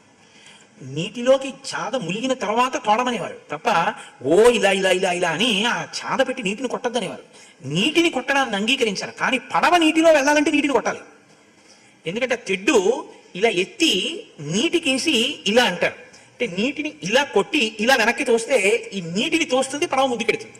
అంటే నీటి మీద దెబ్బ వేస్తూ వెడుతుంటుంది పడవ. రెండు వైపులా ఇలా దెబ్బేసి తోస్తూ ఉంటారు, పడవ పెడుతుంది. మరి ఇది దోషం కదా. కాబట్టి ఇప్పుడు ఎవరి కోసం కొడుతున్నారు, ఎవడెక్కి పెడుతున్నారో వాడి కోసం కొడుతున్నారు. ఇప్పుడు ఆగ్రహం చెందితే మీరు, అందుకని దోష పరిహారార్థం కొన్ని మంత్రాలని జపం చేయాలి. పడవలో కూర్చుని వెడితే, నీటి మీద వెళ్ళేటప్పుడు బ్రాహ్మణుడు కానీ క్షత్రియుడు కానీ వెడితే మాత్రం ఆ మంత్రాన్ని లోపల బాగా మననం చేసుకుంటూ వెళ్ళాలి. రాముడు ధర్మాత్ముడు, తాను క్షత్రియుడు, తన మంత్రం చదువుకుంటూ వెళ్ళాలి తప్ప ఉత్తిరే కూర్చొని ఆహా ఎంత బాగుందో గంగ చూడండి, నీళ్ళు చూడండి, ఇలా నీళ్ళు ఎట్టి నిప్పులెట్టి పిచ్చలరంతా చేస్తూ వెళ్ళకూడదు. కాబట్టి రాఘవోపి మహాతేజ నావ మారుహ్యతాం తతః బ్రహ్మవక్షత్రవచ్చైవ జజాప హితమాత్మన. అందులో ఎక్కి కూర్చున్న తర్వాత దైవీం నావం అని ప్రారంభం అవుతుంది ఆ మంత్రం. ఆ మంత్రాన్ని జపం చేస్తూ కూర్చున్నాడు రాముడు. కూర్చుని ఆ నావ ఆవలి ఒడ్డుకి చేరింది. అయోధ్యకాండ అన్ని ధర్మాలే అండి. నావ ఎలా ఎక్కాలో, కూర్చుంటే ఎలా ఉండాలో, ఎవరి ముందు ఎక్కాలో, ఎవరి ముందు నడవాలో, ఎవరు ఏం చెయ్యాలో, ఎలా ఉండాలో అన్నీ రామాయణంలో కనపడుతుంటాయి. ఇప్పుడు సీతమ్మ ఆ గంగకి నమస్కారం చేసింది. తతస్వాం దేవి సుభగే క్షేమేణ పునరాగత యక్ష్యే ప్రముదిత గంగే సర్వకామ సమృద్ధిని త్వం హి త్రిపదగా దేవి బ్రహ్మలోకం సమీక్షసే భార్యా చోదధిరాజస్య లోకేస్మిన్ సంప్రదృశ్యసే. సాత్వాం దేవి నమస్యామి ప్రశంసామి చ శోభనే ప్రాప్త రాజ్యే నరవ్యాఘ్రే శివేన పునరాగతే గవాంశత సహస్రాణి వస్త్రాణ్యన్నం చ పేశలం బ్రాహ్మణేభ్యః ప్రయచ్ఛామి తవ ప్రియ చికీర్షయ సురాఘట సహస్రేణ మాంసభూతౌ దనేన చ యక్ష్యే త్వాం ప్రయతా దేవి పురీం పునరుపాగత యాని త్వత్తీరవాసీని దైవతాని వసంతి చ తాని సర్వాణి యక్ష్యామి తీర్థన్యాయతనాని చ. ఆమె సీతమ్మ తల్లి గంగకి నమస్కారం చేస్తూ కొన్ని మాటలు చెప్పింది. నాకు బాగా జ్ఞాపకం, ఇప్పటికీ ఉంది ఆ సంప్రదాయం. గోదావరి దాటి విడుతుంటే రైల్లో ప్రత్యేకం గోదావరి వచ్చే వరకు కూర్చుని 5 పైసలో 10 పైసలో పావలాయో ₹1 ఇచ్చి అందులో వేసి నమస్కారం చేయండిరా అని పిల్లలకి ఇచ్చి కిటికీలోంచి వేయించేవారు. ఇప్పుడు మనకి అవన్నీ ఏం అక్కర్లేదు. ఆ నీటి మీద విడుతూ రైల్లో చేయకూడని పని చేస్తే ఆ శరీరంలోంచి విడవబడిన పదార్థాలు నీటిలో పడుతున్నాయి. ఇవాళ దుస్థితి అలా ఉంది. నా చిన్నతనంలో ప్రయాణం చేసిన రోజుల్లో కూడా గోదావరి దాటుతుంటే గోదావరికి నమస్కరించకుండా ఉండేవాళ్ళు ఎవరు ఉండేవారు కాదు. డోర్ల దగ్గరికి వెళ్ళి, కిటికీల దగ్గరికి వెళ్ళి, ఇటు పక్కన ఉన్న వాళ్ళు అటు పక్కన ఉన్న వాళ్ళు అందరూ వెళ్ళి ఆ కిటికీ దగ్గర నిలబడి చెప్పులు ఇప్పి నమస్కారం చేస్తుండేవారు. ఇది ఆర్ష సంస్కృతిలో, సనాతన ధర్మంలో ఒక గొప్ప శిష్టలక్షణం. మనం నీటిని చూడడం, నీటిలో చైతన్యాన్ని చూస్తాం, ఆ నీరు ఉద్భవించినటువంటి స్థితిని చూస్తాం. ఒక గౌతమి, ఒక గోదావరి అంటే ఒక గౌతమ మహర్షి తప ఫలం, ఒక గంగ, ఒక భగీరథుని యొక్క తప ఫలం. కాబట్టి ఆ నీటి వల్ల మనం బతుకుతున్నాం. మనని బ్రతికిస్తున్నటువంటి దైవీ శక్తి మాంసనేత్రమునకు కనపడుతోంది అని మనం భావన చేస్తాం. కాబట్టి కృతజ్ఞతని ఆవిష్కరిస్తాం నది కనపడితే. తప్ప కృతజ్ఞత లేకుండా నదిని దాటి వెళ్ళడం అన్నది మనం చెయ్యం. ఎప్పుడు నది దాటేటప్పుడు కృతజ్ఞత చూపించి నదిని దాటాలి. అందుకే నదీ పరివాహ ప్రాంతముల యందు దేవతలు కొండల మీద వెలిసి ఉంటారు కూడా. కాబట్టి ఇప్పుడు ఆ తల్లి అంది సీతమ్మ, అమ్మ క్షేమంగా మళ్ళీ తిరిగి వచ్చేటట్టుగా గంగా మమ్మల్ని అనుగ్రహించు అంటే గంగ యందు ఉన్నటువంటి చైతన్య రూపమైన ఈశ్వర శక్తి ఆ కృప వహించగలదు. రామాయణం మనకి నేర్పుతోంది. నదికి నమస్కారం చెయ్యాలి తప్పకుండా. నువ్వు తల్లి త్రిపథగా మూడు లోకములలో ప్రవహిస్తున్నటువంటి తల్లివి, సముద్రునకు భార్యవి. తల్లి నీకు నేను నమస్కరించి చెప్తున్నాను, నరవ్యాఘ్రమైనటువంటి రాముడు క్షేమంగా లక్ష్మణ సహితుడై సీతా సహితుడై అంటే నాతో కలిసి తిరిగి వచ్చేటట్టుగా అనుగ్రహించు. నేను క్షేమంగా తిరిగి వచ్చిన తరువాత నీ ప్రీతి కొరకు 1,00,000 గోవులను బ్రాహ్మణులకు దానం చేస్తాను, వస్త్రములను దానం చేస్తాను, అమృతంతో సమానమైనటువంటి అన్నాన్ని బ్రాహ్మణులకు పెట్టిస్తాను, అందరికీ భోజనంతో తృప్తి కలిగిస్తాను. తల్లి 1000 కడవల కళ్ళు నీకు సమర్పిస్తాను, మాంసముతో కూడినటువంటి అన్నాన్ని నీకు నివేదన చేస్తాను. కాబట్టి తల్లి, నీ తీరంలో ఉన్నటువంటి దేవాలయములు ఏవే ఉన్నాయో ఆ దేవాలయములన్నింటినీ దర్శనం చేసి అక్కడక్కడ నేను చెల్లించవలసిన మొక్కుబడులు చెల్లిస్తాను. కాబట్టి తల్లి, మేము క్షేమంగా వచ్చేటట్టుగా మమ్మల్ని అనుగ్రహించు అని ఆ గంగాదేవికి సీతమ్మ తల్లి నమస్కారం చేసింది. నమస్కారం చేసి వాళ్ళు ఆ గంగ దాటారు. ఆ గంగ ఆవలి ఒడ్డున దిగారు. దిగిన తరువాత లక్ష్మణుడు రాముడు కలిసి సీతమ్మ కలిసి అరణ్య ప్రవేశం చేశారు. ఇక ఇక్కడి నుంచి ప్రవేశించినటువంటి అరణ్యం ఎక్కువగా జనపదాలు కనపడవు, అంటే ఎక్కువగా మనుష్యులు కనపడేటటువంటి అరణ్యం కాదు. చాలా క్రూర మృగాలతో వాటితో నిండి ఉండేటటువంటి అరణ్యం. అటువంటి అరణ్యంలో బయలుదేరిన తర్వాత రాముడు అంటాడు, ధ్రువ మధ్య మహారాజో దుఃఖం స్వపితి లక్ష్మణ కృత కామాతు కైకేయి తుష్టా భవితుమర్హతి అనాథశ్చ హి వృద్ధశ్చ మయా చైవ వినాకృత కిం కరిష్యతి కామాత్మ కైకేయీ వశమాగత కోహ్య విద్వానపి పుమాం ప్రమదాయాః కృతే త్యజేత్ ఛందానువర్తినం పుత్రం తతో మామివ లక్ష్మణ ఆపీదావీన్న కైకేయీ సౌభాగ్యమదమోహిత అపీదానీంన కైకేయీ సౌభాగ్యమదమోహిత కౌసల్యాంచ సుమిత్రాంచ సంప్రబాధేతమకృతే అహమేకో గమిష్యామి సీతయా సహదండకాం అనాథయా హి నాథస్త్వం కౌసల్యయా భవిష్యసి. నాయనా లక్ష్మణ, చీకటి పడిపోతోంది, అందుకని ఇవాళ రాత్రి మనం ఈ అరణ్యంలోనే ఎక్కడైనా ఎత్తుపల్లాలు ముళ్ళు లేనటువంటి ఒక ప్రదేశంలో పడుకుందాం అని ఒక ప్రదేశంలో పడుకోవడానికి సిద్ధపడుతున్నారు. అంతకుముందే ఒక రురుమృగాన్ని, ఒక జింకని సంహరించి తీసుకొచ్చి కాల్చుకుని ఆ మాంసాన్ని పచనం తీసుకుని తింటారు ముగ్గురు. నేను మీకు చెప్పాను ధర్మం అంటే ధర్మమేనని. ఇప్పుడు పడుకుంటున్నారు. రాముడు అన్నాడు లక్ష్మణుడితో, ఇది చాలా దుర్గమమైనటువంటి అరణ్యం, ఇక్కడ రాక్షసులు తిరుగుతూ ఉంటారు, క్రూర మృగాలు తిరుగుతాయి, కాబట్టి ముగ్గురం నిద్రపోవడం కుదరదు. సీత పడుకుంటుంది, మన ఇద్దరం జాగరూకులమై రాత్రి అంతా కూడా తెలివిగా ఉందాం. మనం నిద్రపోవడానికి వీలేదంటే కష్టం అన్నది ఇక్కడ ప్రారంభం. నిద్రపోగలిగి ఉండి నిద్రపోకపోవడం, తినగలిగి ఉండి తినకపోవడం, ఇదంత కష్టం లోకంలో ఇంకోట్లేదు. లోకం ఒక గొప్ప మాట ఏం చెప్తారంటే, సనాతన ధర్మంలో మృత్యువుకి దగ్గర అయ్యేటప్పుడు వచ్చేటటువంటి పెద్ద బాధ ఇదే అని చెప్తారు. నిద్రపోగలిగి నిద్రపోలేడు. ఎందుకో తెలుసా అండి?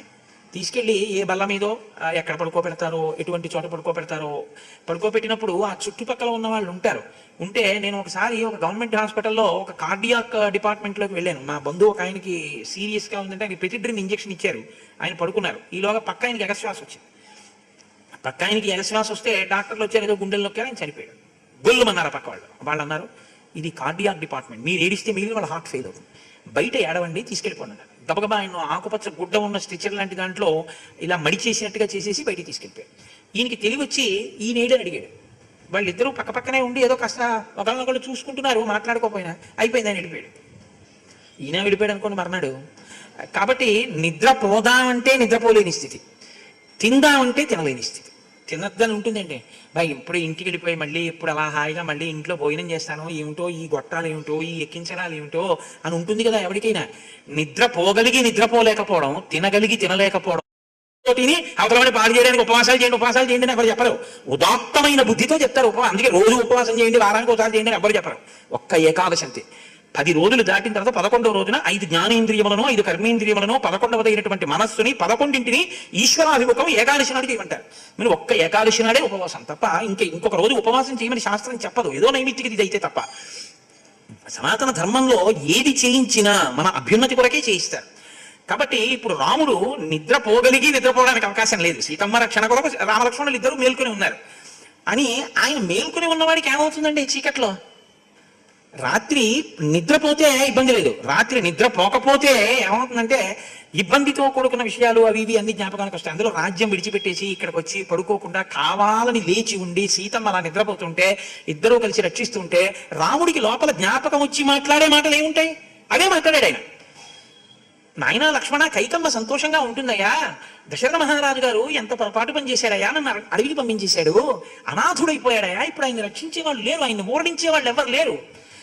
ఆ కైకమ్మ ఇంకా స్థితిని తనకి అనుకూలంగా మలుచుకునే ప్రయత్నం చేసి రాజుని ఏమి వేధిస్తోందో, నేను కనపడలేదని కౌసల్య ఎంత ఏడుస్తోందో. 2 కొడుకులున్న సుమిత్ర, ఒక కొడుకు శత్రుఘ్నుడు అక్కడ ఉన్నాడు, ఒక కొడుకు లక్ష్మణుడు, నువ్వు నాతో వచ్చావు. అసలు కౌసల్య సుమిత్రుని ఓడించేవాళ్ళేడయా, ఒక కొడుకు. ఇప్పుడు భరత శత్రుఘ్నులు రావాలి, కైకమ్మ భరతుడి మనసు మార్చకుండా ఉండాలి, ఉంటే భరతుడు కౌసల్య సుమిత్రులను ఓదారుస్తాడేమో. ఎంత దుస్థితయా! దశరథుడు బాధలో ఉన్నాడా? కౌసల్య బాధలో ఉందా? సుమిత్ర బాధలో ఉందా? నిన్ను నేను తీసుకొచ్చేసానా? నువ్వు ఉంటే కనీసం మన అమ్మలిద్దరినీ ఓదారుద్దువేమో, నిన్ను నేను అనవసరంగా తీసుకొచ్చానయ్యా.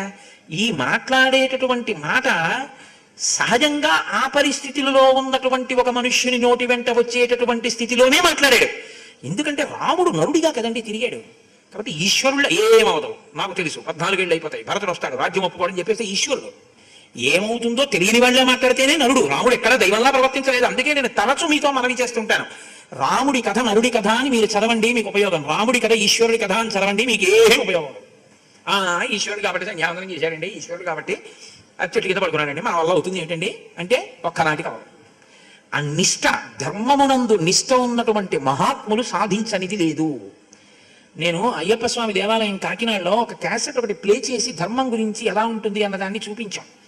కంచికామకోటి పీఠాధిపతులు చంద్రశేఖర పరమాచార్య స్వామి వారు వాహనం ఎక్కి వెళ్ళరైన, ఆయన సన్యాసి ధర్మం అంటే సన్యాసి ధర్మమే, వెడితే నడిచి లేకపోతే పల్లకి. ఆయన రామేశ్వరం వెళ్ళవలసి వచ్చింది, సముద్రం దాటాలి. అంటే సముద్రం దాటరు ఆయన, సముద్రం పాయని దాటాలి. ఇప్పుడు అలా వెళ్ళాలంటే దానికి రైల్ బ్రిడ్జ్ ఉంది ఆ రోజుల్లో, రోడ్ బ్రిడ్జ్ లేదు. ఇప్పుడు రైల్ బ్రిడ్జ్ నుంచి వెళ్ళాలంటే రైళ్లు వస్తాయి ఇటు నుంచో అటు నుంచో. పైగా రైల్ బ్రిడ్జ్ మీద వెళ్ళడానికి మధ్యలో ఉంటాయి స్లీపర్స్, దుంగలు. ఆ దుంగ మించి కాలు తీసి దుంగ మీద వేసేటప్పుడు వచ్చే ఇబ్బంది ఎక్కడ ఉంటుందంటే, రైలు పెట్టెల్లోంచి ఇంజన్లోంచి కారినటువంటి నూనె దాని మీద పడుతుంది. కాలు జారిందనుకోండి సముద్రంలో పడిపోతారు. ఇప్పుడు ఆయన రైలు ఎక్కి దాటేసేయమని చెప్పారు. ధర్మాకృతి అని పేరు పరమాచార్యుల వారికి. అందుకే ఒక్కనాటికి ఎక్కను, దీని మీద నడిచి ఆవలి ఒడ్డుకి వెళ్తానన్నారు. మీరు ఆ క్యాసెట్లో చూడాలి ఆయన ఒకసారి. ఇలా ఉంటారు ఆయన అసలే.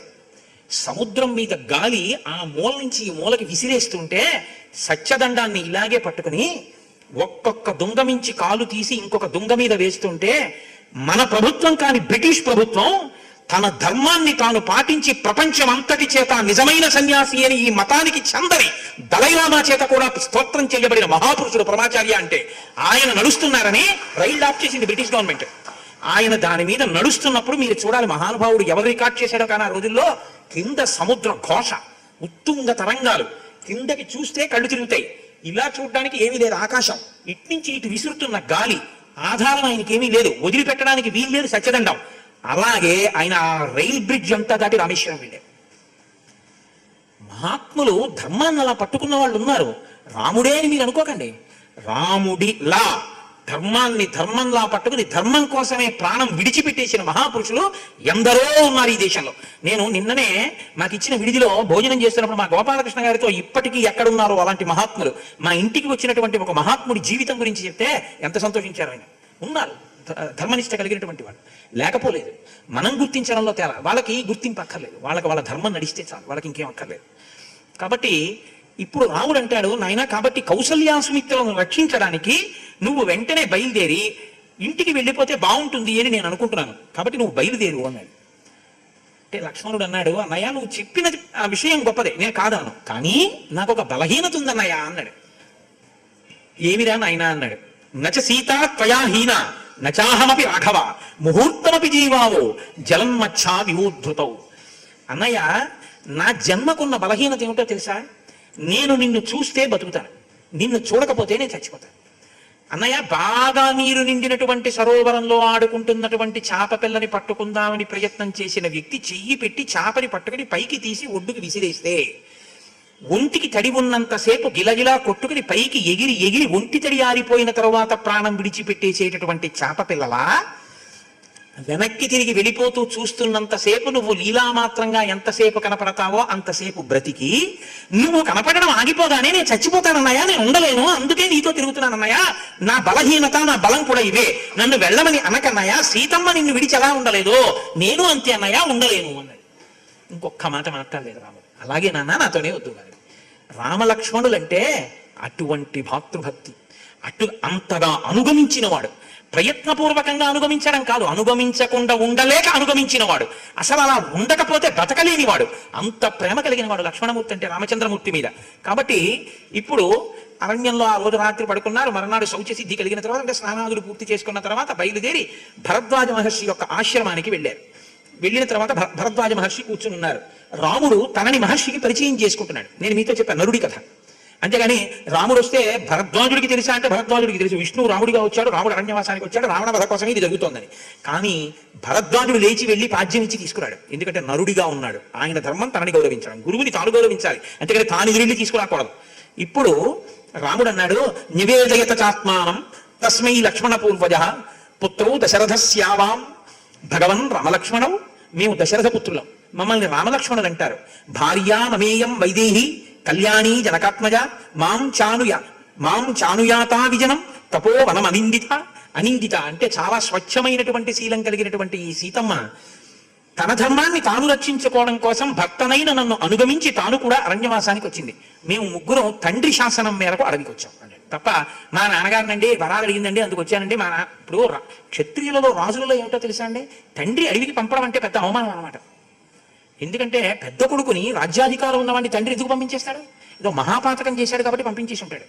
కాబట్టి ముందు ఏం చెప్పారంటే, నేను అలాంటి కాకుండా బాబాని చెప్పుకోవాలంటే, మా నాన్నగారికి 3 భార్యలండి, 3వ భార్య ఓ రాత్రి వరాలు అడిగిందండి, ఆయనకు వరాలు ఇచ్చాడండి, ఆయన్ని సత్యంలో పెట్టడానికి నేను వచ్చానంటే తప్ప నా తప్పేం లేదండి అని చెప్పాలి. ఆయన అలా చెప్పలేదు. ఋషి మహర్షి ఆయనకి తెలుసు, నేను ఎంత చెప్పాలో అంత చెప్తే చాలు, ఆయన అలా నన్ను అపార్థం చేసుకో, ఇంతే చెప్పాడు అంతే. ఆయన ఏమన్నాడో తెలుసా అండి, నువ్వు అరణ్యానికి వచ్చావని ఎందుకు వచ్చావో కూడా నాకు తెలుసు. తండ్రి ఇచ్చిన వరాల చేత తండ్రిని సత్యంలో నిలబెట్టడానికి వచ్చావు, రామా స్వాగతం. ఆ కూర్చున్న భరద్వాజ మహర్షి ఎలా ఉన్నారో తెలుసా, రాసీనో మునిభిత్య సమంతత రామమాగతమభ్యర్చ్య స్వాగతేనాహ తమ్ముని. ఆయన చుట్టూ మృగములు పక్షులు అన్నీ కూడా ఆయన చుట్టూ కూర్చున్నాయిట. శిష్యులు కాదు, శిష్యులు ఎలాగో కూర్చుంటారు, శిష్యులు కూర్చున్నారు. ఆ పక్కన పెద్ద పులి, ఆ పక్కన సింహం, ఆ పక్కన తోడేలు, ఆ పక్కన ఒక ఎలుకబంటి, ఆ పక్కన 2 కోతులు, 3 పిల్లులు, 4 కుక్కలు, 5 జింకలు, 6 లేళ్లు, 7 దుప్పులు అన్నీ కూర్చున్నాయి ఆయన చుట్టూ. వీటితో పాటు 6 పావురాయిలు, 7 భాషపక్షులు, 4 వానకోయిళ్ళు అన్నీ. రాముడు చూశాడు, ఇది మీరు చూడాలి, అది దాని ఉద్దేశం. అలా ఉంటుందా అండి? ఉంటుంది. ఎందుకో తెలుసా, తపస్సు చేసేటటువంటి మహర్షి యొక్క శక్తి తరంగములు ఎన్ని భూతముల మీద పడతాయో ఆ భూతములన్నింటికీ కూడా ఒకదాని యందు ఒకదానికి ప్రేమ అంకురిస్తుంది. సహజమైనటువంటి వైరాన్ని మర్చిపోతాయి. పులికి వేటాడు అని ఎవరు నేర్పక్కర్లేదు, వేటాడేస్తుంది. కానీ వేటాడే పులి వేట మర్చిపోయి ప్రశాంతంగా ఋషి దగ్గర అలా కూర్చుంటుంది. అది పక్కనే అది చంపగలిగిన ఆవులు అలా తిరుగుతున్నా చంపదు. నేను ఈ మధ్య ఆ కాకినాడ వచ్చే ముందు ఏదో ఒక ప్రత్యేకమైన కార్యం కోసం ఒక చోటుకి వెళ్ళా, పొలం గట్టుకి, సంటిబాబు గారి పొలం దగ్గరికి వెళితే అక్కడ నేను ఒక దృశ్యం చూశాను. ఒక కోడి పిల్లలు, ఓ కోడి పుంజు, ఓ కుక్క, ఓ పిల్లి, 3 పడుకుని ఉన్నాయి. కోడి పిల్లలు తిరుగుతున్నాయి, కుక్క అక్కడే పడుకుంది, 2 కాళ్ళు ముందుకు చాప. నాకు వెంటనే చాలా సంతోషం కలిగింది. ఇలాంటివి జ్ఞాపకానికి వచ్చి అక్కడ ఉన్నటువంటి వ్యక్తి అడిగా, ఏమయ్యా కుక్క కోడి పిల్లని తినేయాలిగా, పిల్లి కోడిని ఎత్తుకుపోవాలిగా, కుక్క ఆవుని కరవడం ఇలాంటివి ఉంటాయిగా, ఇవేవి ఒకదానొకటి చెరకవా అని అడిగాను. అడిగితే ఆయన అన్నాడు, కుక్క కోడి పిల్లని ఎత్తుకుపోదు, పిల్లి కోడిని కొరకదండి. ఒకవేళ రాత్రి నక్కొస్తే మాత్రం ఈ కుక్కలన్నీ అరిచి వీటిని రక్షిస్తాయండి అన్నాడు. నేనన్నా అలా ఎలా కుదురుతుందన్నా. అతను అన్నాడు, దానికి ఏముందండి, మనందరం ఇదిగో ఈ యజమానికి సంబంధించిన వాళ్ళని అడిగి తెలిసండి అన్నాడు. జంతువుకి అంత చిత్రమైన లక్షణం ఉంటుందండి. మనందరం యజమానికి సంబంధించిన వాళ్ళం, ఈ కోడి యజమాని సొత్తు, దీన్ని నేను రక్షించాలి తప్ప నేను తినకూడదు, ఈ కోడిని రక్షిస్తుంది. అదే కుక్క అదే కోడి వీధిలో ఉన్నాయని కూడా ఎవరి కోడో ఎవరి కుక్క అయితే ఈ కుక్క కోడి ఎత్తుకుపోతుంది. ఒక యజమాని అయితే రక్షించుకుంటే అది గమ్మత్తు. అలాంటిది ఒక మహర్షి పక్కన ఉన్నటువంటివి జాతి వైరం మర్చిపోయంటే మీరు ఎందుకు ముక్కులు వేసుకోవాలి అంటే, మీరు వేసుకున్నారని కాదు, మీరు ప్రాజ్ఞులు, మీకు అన్నీ తెలుసు. కాబట్టి అన్నీ ప్రేమగా కూర్చున్నాయంటే ఆయన తేజస్సు అటువంటిది. ఇప్పుడు రాముడు వెళ్ళిన తర్వాత 14 సంవత్సరములు అరణ్యంలో గడపాలనుకుంటున్నాను, తాపసిగా ఉంటాను, నాకు అనుకూలమైన ప్రదేశం చెప్పండి అంటే భరద్వాజుడు అన్నాడు, 14 ఏళ్ళు నువ్వు ఎక్కడికో వెళ్ళక్కర్లేదు, ఇక్కడే ఉండొచ్చు, నాతో పాటు ఉండి ఇక్కడే తపస్సు చేసుకుని 14 ఏళ్ళు పూర్తి చేసుకుని వెళ్ళిపో. అవతార ప్రయోజనం ఒకటి ఉంది కదండి, అది మాట్లాడిస్తుంది. రాముడు అన్నాడు, ఇక్కడికి కొద్ది దగ్గరలో జనపదాలు ఉన్నాయి, వాళ్ళకి ఏంటంటే నా మీద ప్రీతి. అందులో ఇది ఎలా ఉంటుందంటే, రాముడు అంటేనే వాళ్ళందరూ చాలా గొప్పగా చెప్పుకునేవారు. అందులో ఇప్పుడు రాముడు పితృవాక్య పరిపాలన కొరకు బయటకు వచ్చేసాడంటే రాముడు ఎక్కడికైనా చూడడానికి ఎగబడతాడు. ఈ చూడ్డానికి ఎగబడ్డం అనేటటువంటి లక్షణం అప్పుడు ఇప్పుడు ఎప్పుడు ఉన్నదే కాబట్టి దాని గురించి నేను కొత్తగా చెప్పక్కర్లేదు. కాబట్టి అప్పుడు ధర్మాత్ముల్ని చూసేవారు. రెండో విషయాన్ని నేను పూర్తి చేయను. కాబట్టి ఆ జనపదాల్లో ఉండేటటువంటి వాళ్ళందరూ కూడా చూడ్డానికి వస్తారు. వస్తే వాళ్ళందరూ మాట్లాడతారు. ఇవన్నీ ఇబ్బందికరంగా ఉంటాయి. అందుకని నిర్మానుష్యంగా ఉండే ప్రదేశం ఏదైనా మాకు చెప్పండి అన్నాడు. అంటే ఆయన అన్నాడు, వాళ్ళకి అరణ్యం మీద ఎంత పట్టో చూడండి ఋషులకి. నేను చాలా మార్లు తిరిగాను, ఇక్కడ దావాగ్ని ఉండదు, అటువంటి ప్రదేశం చెప్తాను రామ. దశక్రోశయిత స్థాత గిరివ్యత్ర నివత్స్యసి మహర్షి సేవిత పుణ్య సర్వత సుఖదర్శన గోలాంగోలానుచరితో వానరస్య విశేషిత చిత్రకూట ఇది ఖ్యాతో గంధమాదన సన్నిభ యావతా చిత్రకూటస్య నరః శృంగాన్యవేక్ష్యతే కళ్యాణాన్ని సమాధత్తే నపాపే కురుతే మనః ఋషయస్తత్ర బహవో విహృత్య శరదాం శతం తపసా దివమారూఢాః కపాల శిరసా సహా. నాయన ఇక్కడి నుంచి 10 క్రోసుల దూరం వెడితే చిత్రకూటం అనేటటువంటి ఒక పర్వతం ఉంది. ఆ చిత్రకూట పర్వతంలో ఆ భల్లూకములు కోతులు ఎక్కువగా తిరుగుతుంటాయి. అది గంధమాదన పర్వతం ఎలా ఉంటుందో అలా ఉంటుంది. యావతా చిత్రకూటస్య నర శృంగాన్య వీక్షతి. నరుడు ఆ చిత్రకూట పర్వత శిఖరాల్ని ఎంతకాలం చూస్తుంటాడో అంతకాలం అసలు అమంగళమైన పని చేద్దామన్న ఆలోచన రాదు. ఆ పర్వతానికి ఆ శక్తి ఉంది. కాబట్టి రామ నువ్వు అక్కడికి వెళితే అక్కడ అనేక మంది ఋషులు ఉంటారు. ఆ ఋషులందరూ కూడా కొన్ని 100 సంవత్సరములు తపస్సు చేసి కపాలభేదనం అయిపోయి వాళ్ళు ఊర్ధ్వలోకాలకు వెళ్ళిపోయారు. అటువంటి ఋషులతో కూడినటువంటి ప్రాంతం తేజోమయంగా ఉంటుంది. అక్కడ అనేకమైన తేనెపట్లు, మంచి పళ్ళు, లేళ్ళు, ఏనుగుల యొక్క మందలు సంచరిస్తూ ఉంటాయి. అక్కడ క్రూర మృగాలు తిరగవు కాబట్టి పక్షులు కూతలకు వస్తుంటాయి. సెలయేళ్లు ప్రవహిస్తుంటాయి. లోయలతో, శిఖరాలతో, తోటలతో, పళ్ళతో, పువ్వులతో కడు రమ్యంగా ఉంటుంది. సీతమ్మ సంతోషిస్తుంది అవన్నీ చూసి. కాబట్టి రామ నువ్వు ఆ చిత్రకూట పర్వతం మీద ఉండు. అలాగేనన్నారు. మధుపర్కం ఇచ్చారు. ఆ రోజు రాత్రి ఆ అలసట తీరిపోయేటట్టుగా హాయిగా నిద్రపోయారు. మరునాడు పొద్దున్నే లేచి ఇంకా మేము బయలుదేరుతామని చెప్పి భరద్వాజ మహర్షి దగ్గర వీడ్కోలు పుచ్చుకున్నారు. ఆయన అన్నారు, మీరు యమునా నదిని దాటవలసి ఉంటుంది ఇక్కడి నుంచి బయలుదేరినప్పుడు. యమునా నదిని దాటేటప్పుడు అక్కడ మిమ్మల్ని గుహుడు దాటించినట్లు దాటించడానికి పడవలు పెట్టుకున్న వాళ్ళు ఎవరు ఉండరు. ఎందుకు ఉండరు అంటే అసలు అక్కడ ఏమీ జనపదాలు లేవు. అక్కడ దాటించడానికి మనుషులు ఎవరు అక్కడ దాటరు. కాబట్టి మీరిప్పుడు అక్కడ దాటి వెళ్ళాలి. కాబట్టి మీ పడవ మీరే నిర్మించుకోండి. అక్కడ నిర్మించుకుని దాటండి అన్నాడు. దాటి ఆవలి ఒడ్డుకి వెళ్ళిన తరువాత కొంత దూరం వెడితే తతో న్యగ్రోధమాసాద్య మహాంతం హరితచ్చదం వివృద్ధం బహుభి వృక్షై శ్యామం సిద్ధోపసేవితం తస్మై సీతాంజలిం కృత్వా ప్రయుంజీతాశిష శివ. అక్కడ నదిని దాటి ముందుకు వెడుతున్నప్పుడు శ్యామము అని పేరు కలిగినటువంటి ఒక పెద్ద మర్రి చెట్టు ఉంటుంది. అది దేవతల చేత కూడా సేవింపబడుతుంటుంది. ఆ చెట్టు దగ్గరికి వెళ్ళి ఎవరైనా నమస్కారం చేసి ఏదైనా కోరిక కోరుకుంటే ఆ చెట్టు అటువంటి స్థితిని ఇవ్వగలదు. ఆ చెట్టు అలా రక్షించగలదు. నేను ఇది చెప్తే కాకతాళీయం అనుకోకండి. ఎక్కడ జరిగింది నేను మీకు తర్వాత చెప్తాను. సభాముఖంగా చెప్పే విషయం కాదు. పేర్లు ఒక మహావృక్షం ఉన్న చోట మహావృక్షాన్ని తీసేసేటప్పుడు యథాలాపంగా తీసేస్తే ఇబ్బందులు వస్తాయి. అది చాలా కాలం, కొన్ని వందల సంవత్సరములు, వేల సంవత్సరములు ఉండిపోయినటువంటి చెట్టు. నమో హరికేశాయోపవీతినే పుష్టానాం పతయే నమో నమో వృక్షేభ్యో అంటాం రుద్రాధ్యాయంలో. చెట్టు ఆకులు, ఆకుపచ్చతనం శివస్వరూపం. కాబట్టి ఆ న్యగ్రోధం ఉందే, ఆ మర్రి చెట్టు అది దేవతలలా అనుగ్రహాన్ని ఇవ్వగలదు. అక్కడికి వెళ్ళి సీతమ్మని నమస్కరించమని చెప్పండి. ఎందుకని నమస్కరించాలి? సీతమ్మ రాముడి గురించి, లక్ష్మణుడి గురించి, జనకుడి గురించి, 2 వంశాల గురించి, రాజ్యం గురించి అన్ని నమస్కారాలు ఆవిడే చేస్తుంది. పురుషుడికి ఒక సౌలభ్యం ఉందండి లోకంలో. నేను 100 ఏళ్ళు బతికుండాలని నాకు నేను ఆశీర్వచనం చేసుకోకూడదు. నేను 100 ఏళ్ళు బాగుండాలని నాకు నేను ఆశీర్వచనం చేసుకోకూడదు. కాబట్టి తేలిక మార్గం ఏమిటంటే మా ఆవిడ్ని దీర్ఘసుమంగళీ భవాన్ని ఆశీర్వచనం చేయడమే కదా. మా ఆవిడికి నేను అలా ఆశీర్వచనం చేసేస్తే నేను బాగుంటాను. నాకు నేను చేసుకోకూడదు. మా ఆవిడికి అలా చేసేస్తే ఆశీర్వచనం నేను బాగుంటాను. కాబట్టి మగవాడికి అది ఎంత సులభమో, ఆడది ఎప్పుడూ మగవాడి గురించి నమస్కారం చేస్తుంది. తన గురించి తాను మగవాడు చేసుకున్నా చేసుకోకపోయినా ఆడది చేస్తుంది. అదే ఈ జాతిలో గొప్పతనం. ఆడది తన కొరకు చేసుకోదు, తన భర్త కోసం, బిడ్డల కోసం చేస్తుంది. కాబట్టి సీతమ్మని అక్కడ నమస్కారం చెయ్యమని చెప్పు. సరే, భరద్వాజాశ్రమంలో చెప్పినట్టుగా యమునా నది ఒడ్డుకి వెళ్ళారు. ఒక చిన్న పడవ లాంటి దాన్ని నిర్మించుకున్నారు. దాని మీదకి ఎక్కారు. సుడులతో ఉన్న ఆ సూర్యపుత్రి అయినటువంటి యమునని దాటారు. ఆవలి ఒడ్డుకి వెళ్ళారు. వెళ్ళిన తర్వాత అక్కడ ఒక కడురమ్యమైనటువంటి ప్రదేశాన్ని చూశారు. చక్కటి సెలయేరు ప్రవహిస్తోంది. వానకోయిలు కూస్తున్నాయి. దానికి ప్రతిగా నెమళ్ళు కూస్తున్నాయి. ఎక్కడ చూసినా మంచి పొలాలు, పెద్ద పెద్ద తేనెపట్లు, చిలుకలు, పక్షులు, వాటి అరుపులు, మంచి రమ్యంగా ఉంది. లక్ష్మణుడిని పిలిచి ఇక్కడ నువ్వు ఒక పర్ణశాలని నిర్మించు అన్నాడు. దృఢమైన కర్రలు తెచ్చి ఎక్కడెక్కడ అగ్ని వేదులు ఉండాలో, ఎక్కడ దేవతార్చన పీఠాలు ఉండాలో, ఎక్కడ ఏ గది ఉండాలో దానికి తగినట్టుగా ఒక పర్ణశాలని నిర్మించాడు. నిర్మించి అన్నయ్య పర్ణశాల నిర్మాణం చేశాను అన్నాడు. రాముడు అన్నాడు, కర్తవ్యే వాస్తు శవనం సౌమిత్రే చరదీభిః. నాయన లక్ష్మణ, వేదం చెప్తోంది. రాముడు ఏది చెప్పినా వేదం చెప్పిందే చెప్తాడు, శాస్త్రం చెప్పిందే చెప్తాడు. కర్తవ్యే వాస్తు శమనం సౌమిత్రే చిరజీవిభిః. వాస్తు శమనం చెయ్యకుండా ఇంట్లోకి వెళ్ళకూడదు. గృహప్రవేశం చేస్తే వాస్తు పూజ చెయ్యాలి. వాస్తు పూజ చెయ్యకుండా ఇంట్లోకి వెళ్ళిపోతే ఆ ఇంట్లో ఉన్నవాళ్ళు చిరకాలం బతకరు. కాబట్టి లక్ష్మణ, మనం వాస్తు పూజ చేద్దాం అని అన్ని మంత్రములు రాముడికి తెలుసు, వేదం చదువుకున్నాడు. అందుకని ఆయనే ఆ వాస్తు హోమం చేసుకుని అన్నాడు, మనం క్షత్రియులం కాబట్టి ఒక కృష్ణ జింకని, ఏ అవయవలోపం లేని దాన్ని నువ్వు పట్టి, చంపి, కాల్చి, పచనం చేసి మాంసం పట్టుకురా, దేవతలకి నివేదన చేస్తానన్నాడు. వెళ్ళి లక్ష్మణుడు తీసుకొచ్చాడు. దాన్ని నివేదన చేశారు. నివేదన చేసిన తరువాత చక్కగా వాళ్ళు ఆ ఇంట్లో సంతోషంగా ముగ్గురు అన్ని కష్టాలు మరిచిపోయి ఆ ఋషుల్ని చూస్తూ, ప్రతిరోజు ఆ పక్షుల కలకూజితాలు వింటూ, చక్కగా నదులలో స్నానం చేస్తూ, ఎంతో సంతోషంగా కందమూలాల్ని భక్షిస్తూ ఆనందంగా జీవితాన్ని గడిపేస్తున్నారు.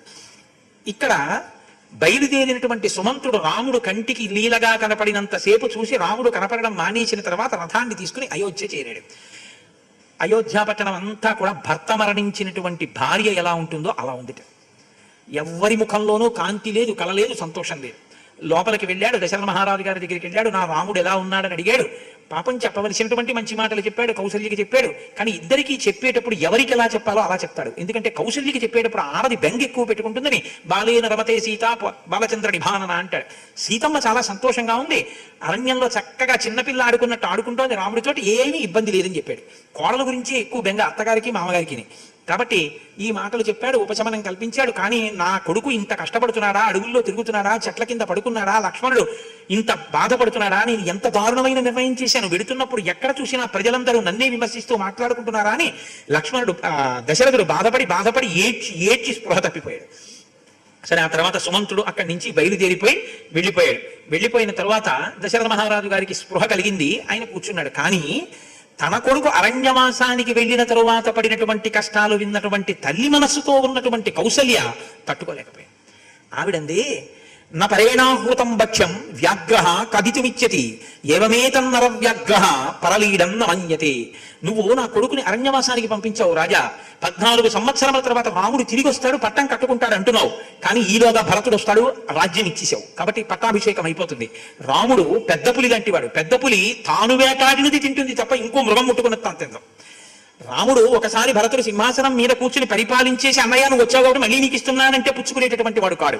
కాబట్టి నా కొడుకు ఎప్పటికీ ఇంకా అరణ్యాల్లోనే ఉండిపోతాడు. అలా అరణ్యాల్లో ఉండిపోయేటటువంటి స్థితిని అటువంటి నిర్ణయం చేసి నువ్వే కల్పించావు. పైగా సుమంత్రుడు ఒక మాట అన్నాడు అంతకుముందే, నిన్ను నీ భార్య వరాలు కోరగానే ఇచ్చేసావు తప్ప మంత్రులు ఉన్నారు వాళ్ళతో కలిసి మాట్లాడదామని నువ్వు ఆలోచించలేదు, ఇచ్చావు. దానివల్ల ధర్మాత్ముడైన కొడుకు వెళ్ళిపోయాడు అన్నాడు. అది శూలంలా గుచ్చుకుంది దశరథుడికి. నన్ను తీసుకెళ్లి చూపిస్తావా, నీకు నేను చేసిన ఉపకారం అంటూ ఏమైనా ఉంటే, నా మీద నీకు కృతజ్ఞత ఉంటే నన్ను రథం ఎక్కించి తీసుకెళ్లి రాముడి దగ్గర విడిచిపెట్టి నేను అక్కడే అరణ్యంలో బతుకుతాను, నాకు వద్ది అంతఃపురం అన్నాడు. అంత బాధలో ఉన్నాడు. ఇప్పుడు కౌశల్య ఈ మాటది. ఇప్పుడు దశరథుడికి ఎలా ఉంటుందో, ఎంతమంది ఎన్ని వేపుల నుంచి శూలాలు పెట్టి పొడి చేస్తున్నారో చూడండి అని ఆవిడంది. శతాకృశ సింహబలో వృషభాక్షో నరసభ స్వయమేత హత పిత్ర జలజేనాత్మజో యథ. సింహం ఎటువంటి బలం కలిగి ఉంటుందో అటువంటి పరాక్రమం ఉన్నవాడు, వృషభ సదృశమైనటువంటి గొప్ప పరాక్రమం ఉన్నవాడు నా కొడుకుని ఎంత తేలికగా నువ్వు మట్టు పెట్టేశావో తెలుసా దశరథ. ఒక చాప ఇంకొక చాపని మింగేయడం దాని జాతి లక్షణం. అలా ఒక తండ్రే తన కొడుకుని కబళించేసినటువంటి అపకీర్తి నీదే. ఇంత పరాక్రమం ఉన్న చేతకాని వాణ్ణి చేసి నా కొడుకుని అడిగితే పంపించావు, రాజ్యం ఏలకుండా చేశావు. దీనికి అంతటికి నువ్వే కారణం, నువ్వు చేసిన నిర్ణయమే కారణం అని గతిరేకా పతిర్నార్య ద్వితీయా గతిరాత్మజ తృతీయా జ్ఞాతయో రాజన్ చతుర్థీ నెహవిద్యతే. రాజా, నేను ధర్మశాస్త్రాలు చదివాను, నాకు కూడా శాస్త్ర ప్రవేశం ఉంది. ఆడదానికి 3 గతులు ఉన్నాయి, 4వ గతి ఇంకా లేదు. ఒకటి భర్త యొక్క రక్షణలో ఉండడం అత్యుత్తమ గతి. రెండవది భర్త యొక్క రక్షణ పోయినప్పుడు కొడుకు యొక్క రక్షణలో ఉండడం కొంత మంచి గతి. మూడవది ఆ 2 రక్షణలు లేనప్పుడు జ్ఞాతి దగ్గర ఉండడం తప్పనిసరి అయినటువంటి గతి. 4వ గతి ఇక ఆడదానికి లేదు, రక్షణ స్థానం లేదు. కానీ నువ్వేం చేసావో తెలుసా దశరథ, తత్రత్వం చైవమే నాస్తి, నువ్వు ఉండి నాకు లేనివాడివి. చాలా పెద్ద మాట ఈ మాట. భర్త ఉన్నాడు కానీ లేనివాడి కిందే లెక్క నాకు సంబంధించినంత వరకు. ఎందుకంటే నువ్వు నా కొడుకుని కబళించిన వాడివి. కాబట్టి నీ వలన నాకు రక్షణ ఉంటుంది అనడానికి ఏం లేదు, నువ్వు నాకు దుఃఖస్థానమైన వాడివి. కాబట్టి నువ్వు ఉండి లేనట్టే. రామశ్చ పరమాశ్రిత, కడుపున పుట్టిన కొడుకును నువ్వు ఉండి లేనివాడివిగా నువ్వు అయిపోతే పర్వాలేదు. నువ్వు ఉండి లేనివాడిగా అయి నా కొడుకు ఉండి లేనివాడిని చేశావు, కొడుకుని అరణ్యానికి పంపించావు. ఇప్పుడు నాకు 2వ గతి తీసేశావు. 3వ గతి, నేను జ్ఞాతుల దగ్గర ఉండాలంటే ఏ లక్ష్మణుడి లాంటి వాడి దగ్గర ఉండాలి, భరతుడి దగ్గర ఉండడానికి నన్ను చూడగా రాజ్యం పుచ్చుకుంటాడుగా, కౌసల్యామాత హృదయం కూడా అది. కాబట్టి ఆ లక్ష్మణుడు కూడా అడవికి వెళ్ళిపోయాడు. నేను అడవికి వెళ్ళకూడదు, ఎందుకని రాముడు ఒప్పుకోడు, ధర్మం నిన్ను సేవించాలి. ఉండి లేని వాడి నిన్ను సేవిస్తూ 3 గతులు నాకు మూసుకుపోయాయి. ఎప్పుడైనా ఇది ఆలోచించావా? నీ పట్టమహిషినైనందుకు నన్ను ఇంత క్షోభ పెట్టావు, ఇది ఒక పతిగా నువ్వు నాకు ఇచ్చినటువంటి గౌరవం. ఈ మాటలు అన్న తర్వాత ఇంకా ఏడ్చేట దశరథుడు 2 కనుగుడ్లు ఊడి కింద పడిపోతాయేమో అన్నంత బాధపడ్డట. ఎందుకంటే ఒకటి రాముడు వెళ్ళిపోయాడు, రాజ్యమా పోయింది, లోపల తాన రాముణ్ణి చూడకుండా ఉండలేకపోతున్నాడు. ఎవరు చూసినా నీ వల్లే నీ వల్లే నీ వల్లే అంటున్న వాళ్ళే. తాను తన వల్ల కాదు, తాను ధర్మపాశానికి సత్యపాశానికి కట్టుబడిపోయానని తనకి తెలుసు. ఆ మాట అన్నవాళ్ళు రాముడు తప్ప ఎవరు లేరు. ఆ అన్న రాముడు పక్కన లేడు. తనకి ఉపశాంతి కలుగుతుంది అని కైక దగ్గర నుంచి కౌశల్య దగ్గరికి వచ్చాడు. కౌశల్య శూలాలు పెట్టి పొడిచినట్టు ఈ మాట అంది అని పైగా చివరంది, హతం త్వయా వాజ్యమిదం సరాష్ట్రం హతస్తదాత్మ సహమంత్రిభిశ్చ హతాసపుత్రాస్మి హతాశ్చ పౌరాః సుతశ్చ భార్యాచ తవ ప్రహృష్ట. నువ్వు ఎవరిని సంప్రదించకుండా నీ అంత నువ్వు నిర్ణయం చేసుకుని ఈ రాజ్యాన్ని చంపేశావు, ఈ రాష్ట్రాన్ని చంపేశావు. నీ వారైన వారిని అందరినీ, నిన్ను నమ్ముకున్న వాళ్ళందరినీ చంపేసినట్టే. నిన్ను నమ్ముకున్న మంత్రుల్ని కనీసం సంప్రదించకుండా నిర్ణయం చేశావు కాబట్టి ఆ మంత్రులు చనిపోయినట్టే. నీ కొడుకులు నిన్ను నమ్ముకున్నందుకు వాళ్ళకి అరణ్యాలుగా పంపించావు కాబట్టి వాళ్ళు మరణించినట్టే. నిన్ను నమ్ముకుని నీ పాలన గొప్పదనుకున్నందుకు గొప్ప పరిపాలన తెచ్చి వాళ్ళకి ఇస్తున్నావు, పౌరుల్ని చంపేశావు. ఎవరు బతికి సంతోషంగా ఉన్నారంటే నువ్వు, కైక, భరతుడు, మీ ముగ్గురే బాగున్నారు. ఇది నీ యొక్క గొప్పతనం దశరథ, నీ ఇలాంటి భర్తని పొందినందుకు నేనేమన్నది. ఆయనట ఏడ్చి ఏడ్చి ఏడ్చి ఏడ్చి ఇంకా ఏడవడానికి కూడా కన్నులలో నీరు లేక ఏం మాట్లాడాలో అర్థం కాక భార్య వంక తిరిగి మూర్ఛపడి పైకి లేచి 2 చేతులు ఎత్తి కౌసల్యకి నమస్కారం చేశాట. ప్రతి భార్యకి నమస్కారం చేసుకోవడమే పెద్ద ఆయన. దహ్యమానః సశోకాభ్యాం కౌసల్యా మహాభూపతి వేపమానోంజలిం కృత్వా ప్రాసాదాద్ధమవాన్ముఖః ప్రసాదయే త్వాం కౌసల్యే రచితోయం మయాంజలి వత్సలాచాన్ రుచంసా చ త్వం హి నిత్యం పరేష్వసి భక్తాతు ఖలు నారీణాం గుణవాన్ నిర్గుణోపి వా ధర్మం విమృశమానానాం ప్రత్యక్ష దేవి దైవతం సాత్వం ధర్మపరా నిత్యం దృష్టలోక పరావరా నార్హసే విప్రియం వక్తుం దుఃఖితాపి సుదుఃఖితం. ఇలా 2 చేతులు పెట్టి నమస్కరించి అన్నాడు, నేను నమస్కరించి మాట్లాడుతున్నాను కౌసల్య, నీవు ధర్మము తెలుసున్న దానివి, నీకు అపకారం చేసిన వాళ్ళని కూడా ప్రేమ చేత చూసేటటువంటి స్వభావం ఉన్నటువంటి దానివి. నేను శోకాగ్ని చేత దహింపబడిపోతున్నాను, నేను లోపల స్వస్థచిత్తుడనై లేను. అటువంటి నువ్వు ఇంత కష్టంలో ఉన్న నన్ను వాత్సల్యంతో చూసి నన్ను అనునయిస్తావనుకుని ఇక్కడికి వచ్చాను. ఒకవేళ గుణములు ఉన్నవాడైనా గుణములు లేనివాడైనా భర్త దైవం కదా కౌసల్య, నీకు ఈ ధర్మం కూడా తెలుసు కదా.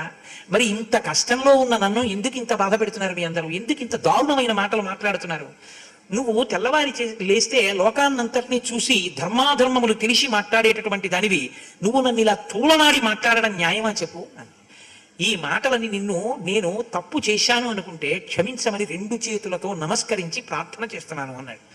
వెంటనే కౌసల్య కూర్చున్నది లేచి గబగబా లేచొచ్చి దశరథ మహారాజు గారి యొక్క పాదముల మీద పడిపోయి ప్రసీద శిరసాయాచే భూమౌ నిపతితాస్మితే యాచితాస్మి హతాదేవ క్షంతవ్యాహం నహిత్వయా.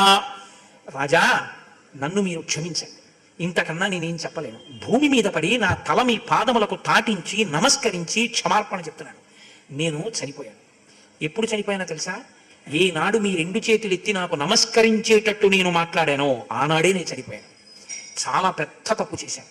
ఇలా నేను మాట్లాడకూడదు భర్తతో. మీరు ఎంత బాధలో ఉండి నా దగ్గరికి వచ్చారు, నేను మీకు ఉపశమనం కలిగేటట్టు మాట్లాడకపోగా మీరు అంజలి ఘటించేటట్టుగా మాట్లాడాను.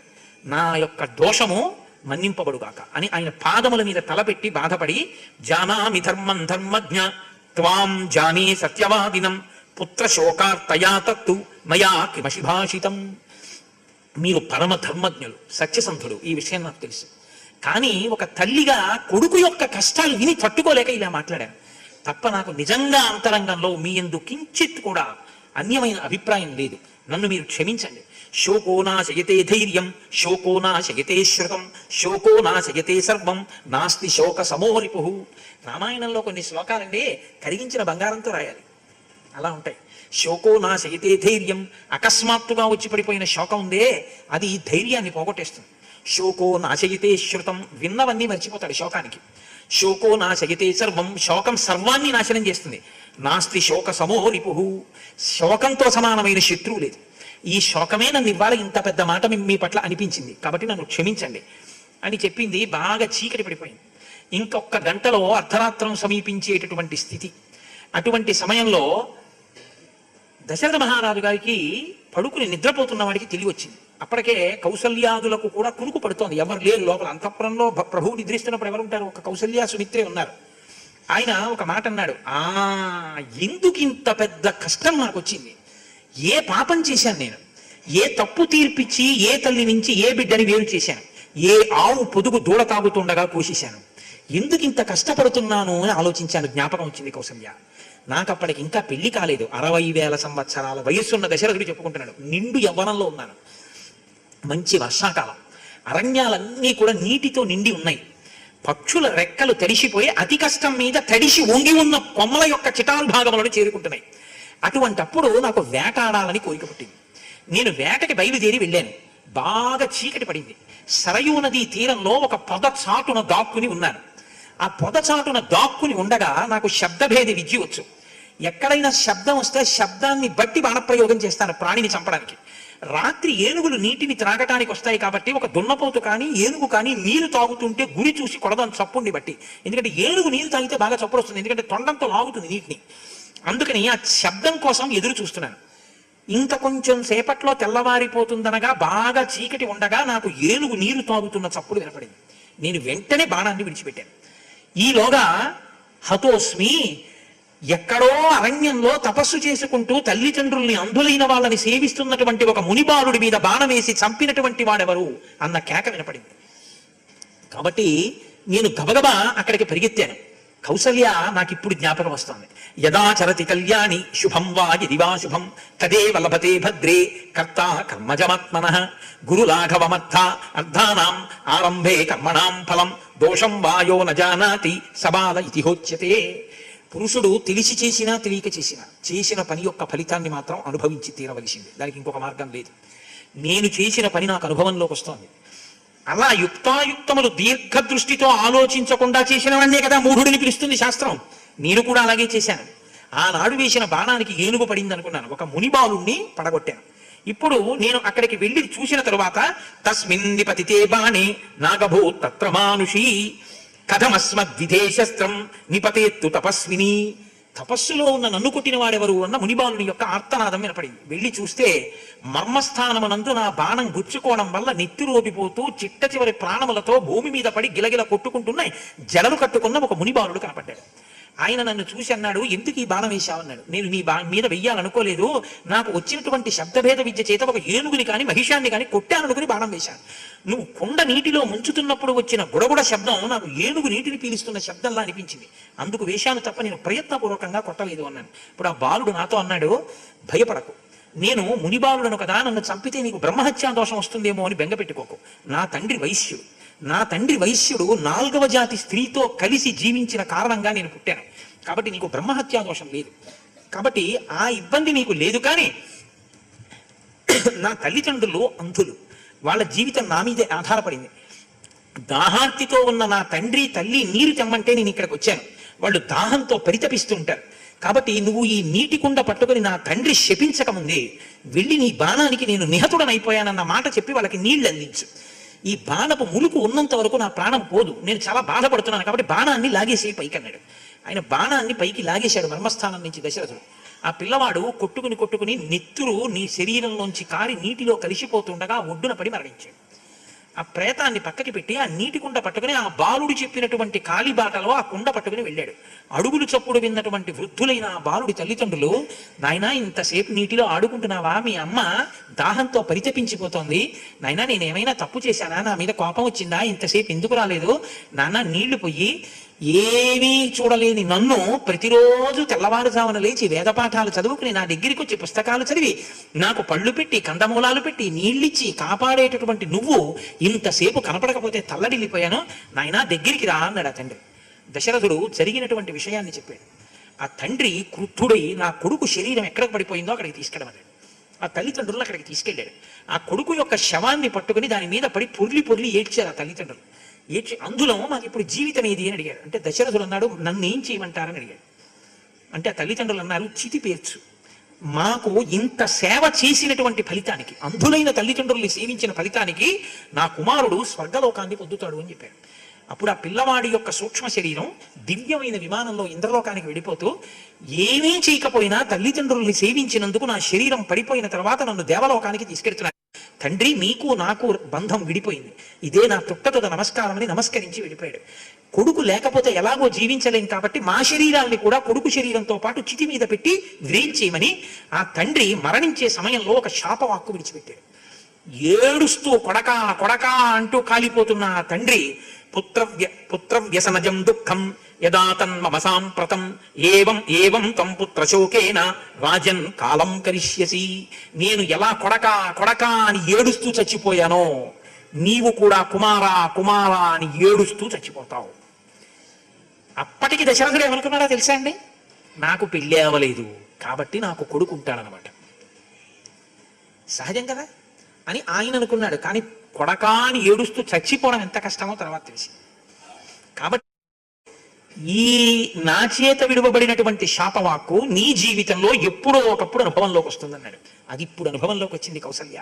నేను తెలుసుకోలేకపోయాను. ఇందువల్లనే రామ రామ రామ అని ఇంత పరివేదన చెందుతున్నాను. ఇక నాకు ఏడవడానికి కన్నుల నీరు లేదు. నా కనుగుడ్లు ఊడి పడిపోతాయేమో అనుకుంటున్నాను, అంత పోటొస్తోంది. కౌసల్య, నాకు మాట రావట్లేదు. నా ఇంద్రియాలు తమ తమ ఆ శక్తులను కోల్పోయి నాకు వినపడడం లేదు. నాకు కన్ను విప్పి చూసినా నువ్వు కనపట్టలేదు. కౌసల్య, దగ్గరికి వచ్చి ఒక్కసారి నా మీద చెయ్యి వేస్తావా అని అడిగాడు. వాళ్ళు అనుకున్నారు, ఇలాగే కొడుకు గురించి పలవరిస్తున్నాడు కదా, అందుకని అలాగే కలవరిస్తున్నాడని వాళ్ళు అనుకున్నారు. నాకు ఏమి వినపట్టలేదు. యమధర్మరాజు యొక్క భటులు వచ్చి పాశములు వేసి నా జీవుణ్ణి ఉగ్గడిస్తున్నారు.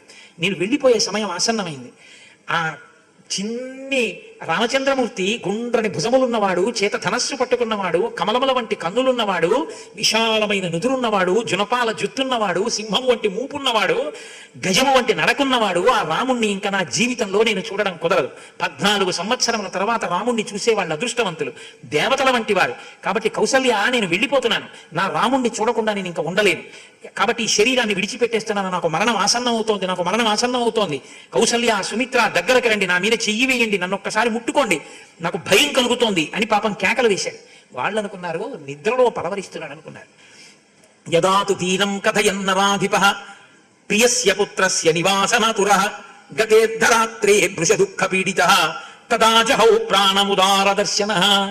అర్ధరాత్రం అయిన తర్వాత, బాగా చీకటి పడిపోయిన తర్వాత కౌసల్య సుమిత్ర కూడా కలవరిస్తున్నాడు అనుకుంటుండగా రామ రామ రామ అని అరుస్తూ ప్రాణాన్ని విడిచిపెట్టేశాడు దశరథుడు. దశరథుడు మరణించిన తర్వాత మరునాడు సూర్యోదయం అయింది. వచ్చినటువంటి వందిమాగదులు స్తోత్రం చేస్తున్నారు, సూతులు మంచి వాక్యాలు పలుకుతున్నారు, ఆ కప్పట్లు కొడుతూ స్తోత్రం చేసేవాళ్ళు స్తోత్రం చేస్తున్నారు. భార్యలు ఎంతకీ లేవట్లేదని దగ్గరికి వచ్చి చూడడానికి అధికారం ఉన్న స్త్రీలు దగ్గరికి వచ్చారు. ప్రభువు అలాగే పడుకుని నిద్రపోతున్నాడు. వాళ్ళకి అనుమానం వచ్చింది. వాళ్ళు మనసులో ఏ భీతి చెందారో ఆయన్ని ముట్టుకున్నప్పుడు ఆ భీతి నిజమైంది అన్నారు మహర్షి. కౌసల్య సుమిత్రలు లేచారు, పెద్ద పెద్ద కేకలేశారు, ఏడిచారు. కౌసల్య, నేను కూడా ఆ దశరథ మహారాజు గారితోటే చితి మీద పడుకుని ప్రాణం విడిచిపెట్టేస్తానని కైకమ్మ వచ్చింది. ఆ కైకమ్మని చూసి నిందించని వాళ్ళు లేరు. ఆ ప్రభువు యొక్క శరీరాన్ని కాల్చడానికి కడుపున పుట్టిన 9 కొడుకులలో ఒక్కడు లేడు. కాబట్టి ఇప్పుడు కొడుకు వస్తే తప్ప ప్రేత సంస్కారం చేయడానికి లేదు. కాబట్టి తైల ద్రోణిలోకి దింపారు, అంటే నూనె తొట్టిలోకి ఆ శరీరాన్ని దింపి అట్టబెట్టారు. మార్కండేయ మహర్షి మొదలైన మహర్షులందరూ వచ్చి రాజు రాజ్యంలో సింహాసనం మీద కూర్చుని ఉండకుండా శూన్యంగా ఉంటే వర్తకం సరిగ్గా జరగదు. యువతీ యువకులు సంతోషంగా ఉద్యానవనాలకి వెళ్ళలేరు. స్త్రీలు బంగారు ఆభరణాలతో చీకటి పడిన తర్వాత బయట ఎక్కడా స్వేచ్ఛగా విహరించలేరు. ఎవ్వరూ కూడా ఇంట్లో సంతోషంగా సుఖంగా భద్రతతో జీవనం చెయ్యలేరు. వాహనం మీద స్త్రీ పురుషులు కలిసి వెళ్ళడం కూడా సాధ్యం కాదు. స్త్రీలకు భద్రత ఉండదు. రాజు లేని చోట యజ్ఞయాగాది క్రతువులు నడవవు. దేవాలయాల నిర్మాణం ఉండదు. దేవాలయాలు పోషింపబడవు. కాబట్టి ఇన్ని ప్రమాదాలు వస్తాయి. కాబట్టి తొందరగా ఇక్ష్వాకు వంశంలో పుట్టిన సమర్థుడైన వాడికి పట్టాభిషేకం చేసేయమన్నారు. అంటే వశిష్ఠుడు అన్నాడు, నేనెవరిని చేయడానికి? రాజు వెళ్ళిపోయే ముందు నిర్ణయం చేసి వెళ్ళిపోయాడు భరతుడికి పట్టాభిషేకం చేయమని. కాబట్టి ఇప్పుడు భరతుడిని పిలిపించాలి. రామలక్ష్మణుడు అడవికి వెళ్ళిపోయారు. రాముడు రాడు, ధర్మాత్ముడు తెలుసు వశిష్ఠుడికి. కాబట్టి గబగబా పిలిచాడు. ఏహి సిద్ధార్థ విజయ జయంతాశోకనందనా సృజతామితి కర్తవ్యం సర్వాణీవ బ్రవీమి వహ. మీ 5గురు కూడా తొందరగా బయలుదేరి, సిద్ధార్థుడు, విజయుడు, జయంతుడు, అశోకుడు, నందనుడు అనబడేటటువంటి మీ 5గురు చాలా వేగంగా ప్రయాణించగలిగినటువంటి గుర్రాల మీద బయలుదేరి భరతశత్రుఘ్నులు ఉన్నటువంటి నగరానికి వెళ్ళి, మీ ముఖంలో దుఃఖం కనపడకుండా, దశరథుడు మరణించాడని కానీ రామలక్ష్మణులు అడవికి వెళ్ళారని కానీ చెప్పకుండా, పట్టు వస్త్రములు ఇతర విలువైనటువంటి కానుకలు పట్టుకెళ్లి కేకయ్య రాజు గారికి యుధాజిత్తుకి ఇచ్చి, వశిష్ఠుడు అత్యంత తొందరగా నిన్ను తీసుకురమ్మన్నాడు, నీ క్షేమం అడిగాడని చెప్పి ఉన్నవాడిని ఉన్నట్టు శత్రుఘ్న సహితంగా తీసుకొచ్చేయండి అని చెప్పారు. ఆ దూతలు వెంటనే గుర్రాలెక్కి గబగబా బయలుదేరి వెడుతున్నారు. ఆ వెళ్ళినటువంటి వాళ్ళు అపరాల పర్వతము యొక్క దక్షిణ భాగము చివరి వరకు ప్రయాణం చేసి మాలినీ నది తీరాన్ని దాటి ప్రళంబగిరి ఉత్తర భాగానికి చేరి పడమట దిక్కుగా ప్రయాణించి హస్తినాపురం చేరి గంగానది దాటి పశ్చిమాభిముఖులై కురుజంగాల దేశం మీదుగా పాంచాల దేశం వెళ్ళి అక్కడి నుంచి శరదండా నదిని వేగంగా దాటి ఒక పెద్ద దివ్యమైనటువంటి ఒక వృక్షం ఉంటే దానికి నమస్కారం చేసి అక్కడి నుంచి బయలుదేరి కులింగాపురి అనేటటువంటి ప్రదేశాన్ని చేసి అభికాలము అనేటటువంటి గ్రామానికి వెళ్ళి ఇచ్చుమతి అనేటటువంటి నదిని దాటి బోధిభవనము అనేటటువంటి పర్వతమనందు ఉన్నటువంటి ప్రదేశాన్ని చేరి అక్కడి నుంచి ఇచ్చుమతి తీరాన్ని చేరితే ఆ నదిలో దోచుడు నీరు తాగి తపస్సు చేసేటటువంటి మహర్షుల్ని చూసి సుదానం అనేటటువంటి పర్వతం ఎక్కి అక్కడి నుంచి విష్ణుపాద క్షేత్రానికి వెళ్ళి అక్కడి నుంచి విపాస అనేటటువంటి నదిని దాటి శాల్మలి వృక్షములను అక్కడ దర్శనం చేసి అక్కడి నుంచి గిరివ్రజపురాన్ని చేరుకున్నారు. అంటే ఇంత దూరం ఆయన యొక్క మేనమామ గారి ఊరు. అక్కడికి వెళ్ళిన తరువాత భరతుడు మిత్రులతో కలిసి ఆ సంతోషంగా గడపాలి అని అనుకున్నాడు. కానీ మిత్రులు హాస్య ప్రసంగాలు చేసినా, కథలు చెప్పినా, ఏది చేసినా ఆయన ఏడుస్తూ ఉన్నాడు, బాధపడుతూ ఉన్నాడు. మిత్రులు అడిగారు, ఎందుకు ఇలా ఉన్నామని అడిగారు. అంటే అప్పుడు ఆయన ఒక మాట చెప్పారు, నిన్న రాత్రి నాకు ఒక కల వచ్చింది. స్వప్నే పితరమద్రాక్షం మలినం ముక్తముద్ధయం పతంతమద్విశిఖరాత్ కలుషే గోమయ హృదే ప్లవమానశ్చ మే దృష్టు సతస్మిన్ గోమయ హృదే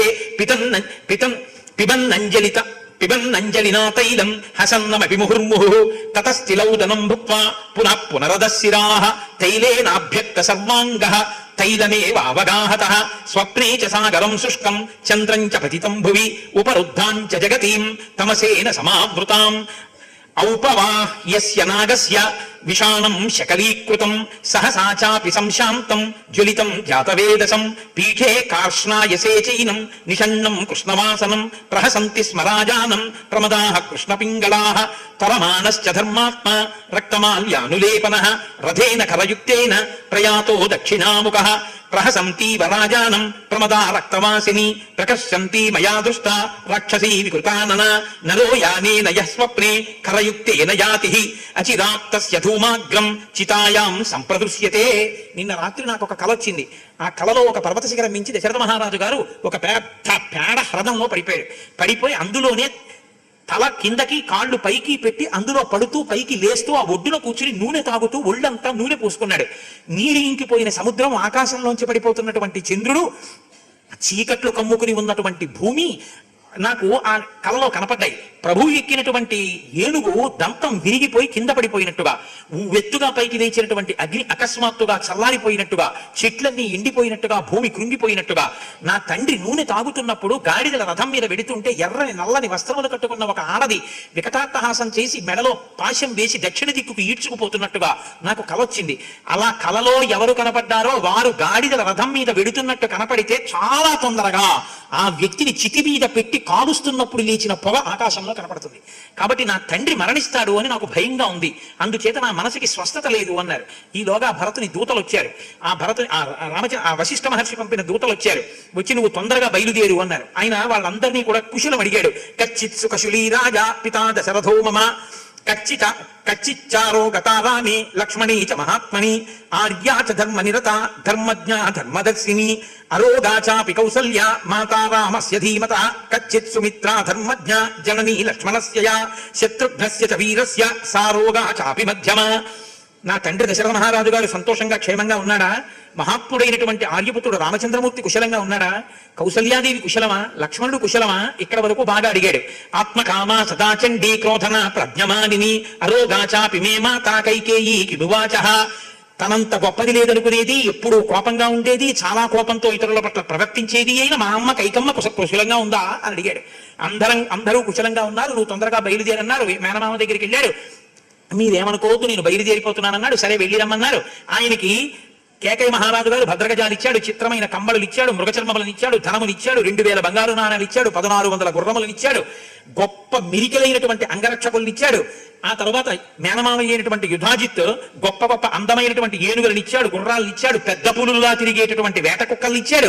ఈ సంబారాలన్నీ తర్వాత తీసుకెళ్తాను, ముందు నా మనసు పీడతో ఉంది, నేను తొందరగా ఇంటికి వెళ్ళిపోవాలన్నాడు. రాజు కాబట్టి చతురంగ బలాలతో ఉన్నాడు కాబట్టి వచ్చినటువంటి దూతలు వచ్చిన అడ్డదారిలో కాకుండా ఇతరమైనటువంటి మార్గంలో బయలుదేరి ఎన్నో దేశాలు దాటుకుంటూ అయోధ్యా నగరాన్ని చేరుకున్నాడు. అయోధ్యా నగరం వంక చూశాడు. ఎక్కడ చూసినా దుశ్శకునములే, ఇంటి మీద పతాకములు లేవు, ఇంటి ముందు ముగ్గులు లేవు, ఎవరు అన్నం వండుకున్న దాఖలాలు లేవు, దేవాలయాలు తెరవలేదు, పూజలు చెయ్యలేదు, ఎవరి ముఖాల్లోనూ కలలేదు, కాంతి లేదు, వాడిపోయి అందరూ ఏడ్చిన వాళ్ళలా ఉన్నారు. బయటికి వచ్చిన వాళ్ళు లేరు, తన ముఖం చూసిన వాళ్ళు లేరు. ఉద్యానవనాలన్నీ ఖాళీ, ఎక్కడా ఎవరు నవ్వుతూ సంతోషంగా ఒక్కరు కనపడలేదు. ఏదో ప్రమాదాన్ని నా మనసు శంకిస్తోంది అని భయపడుతూ గబగబా తండ్రి గారు ఉండేటటువంటి అంతఃపురంలోకి వెళ్ళాడు. ఖాళీగా ఉంది, ఎవ్వరూ ఏమీ జవాబు చెప్పలేదు. పరిగెత్తుకుంటూ కైకమ్మ ఉండేటటువంటి ప్రాసాదానికి వెళ్ళాడు. వెళ్ళి ఆ కైకమ్మని చూశాడు. కైకమ్మ కూడా భరతుణ్ణి చూసింది. అనుప్రాప్తం తుతం దృష్ట్వా కైకేయీ ప్రోషితం సుతం ఉత్పపాత తదాహృష్ట త్యక్త్వా సవర్ణమాసనం. ఎగిరి గంతేసి ఒక్కసారి బంగారు వాసనం మించి లేచి కొడుకుని దగ్గరగా తీసుకొచ్చి కూర్చోబెట్టుకుంది. నాయనా, మీ తండ్రి చచ్చిపోయారా, సీతారామ లక్ష్మణులు అడవికి వెళ్ళిపోయారా అని ఆవిడ చెప్పలేదు. ఆవిడ ఏం చెప్పిందంటే, ఆర్యకస్తే శుకశలి యుధాజిన్ మాతులస్తవ ప్రవాసాఖ్య సుఖం పుత్ర సర్వం మే వక్తుమర్హసి ఏవం పృష్టస్తు కైకయ్య ప్రియం పార్థివనందన అచష్ట భరత సర్వం మాత్రే రాజీవలోచన.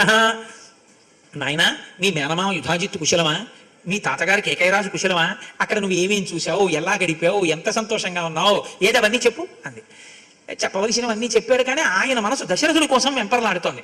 ఆయన అన్నాడు, అమ్మ అంతఃపురానికి వెళ్ళాను, నాన్నగారు అంతఃపురంలో లేరు, అక్కడ లేకపోతే ఇక్కడే ఉండేవారు కదా నాన్నగారు, ఈ పర్యంకం మీద నాన్నగారు లేరేమమ్మా, మహానుభావుడు కదమ్మా, తండ్రి నన్ను చూడగానే ఎంతో ప్రేమతో పరిగెత్తుకొచ్చి నా మూర్ధన్య స్థానం మీద ముద్దు పెట్టేవారు, అలాంటి నాన్నగారు కనపట్టలేదు, అమ్మ నాన్నగారు ఏరమ్మా అని అడిగాడు.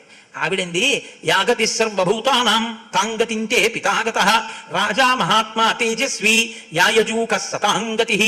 ఆ పెద్ద విశేషమే ఉందిరా, పుట్టిన సర్వభూతములు చిట్ట చివరి ఎక్కడికి పోతాయో మీ నాన్న అక్కడికి పోయాడు రా అంది.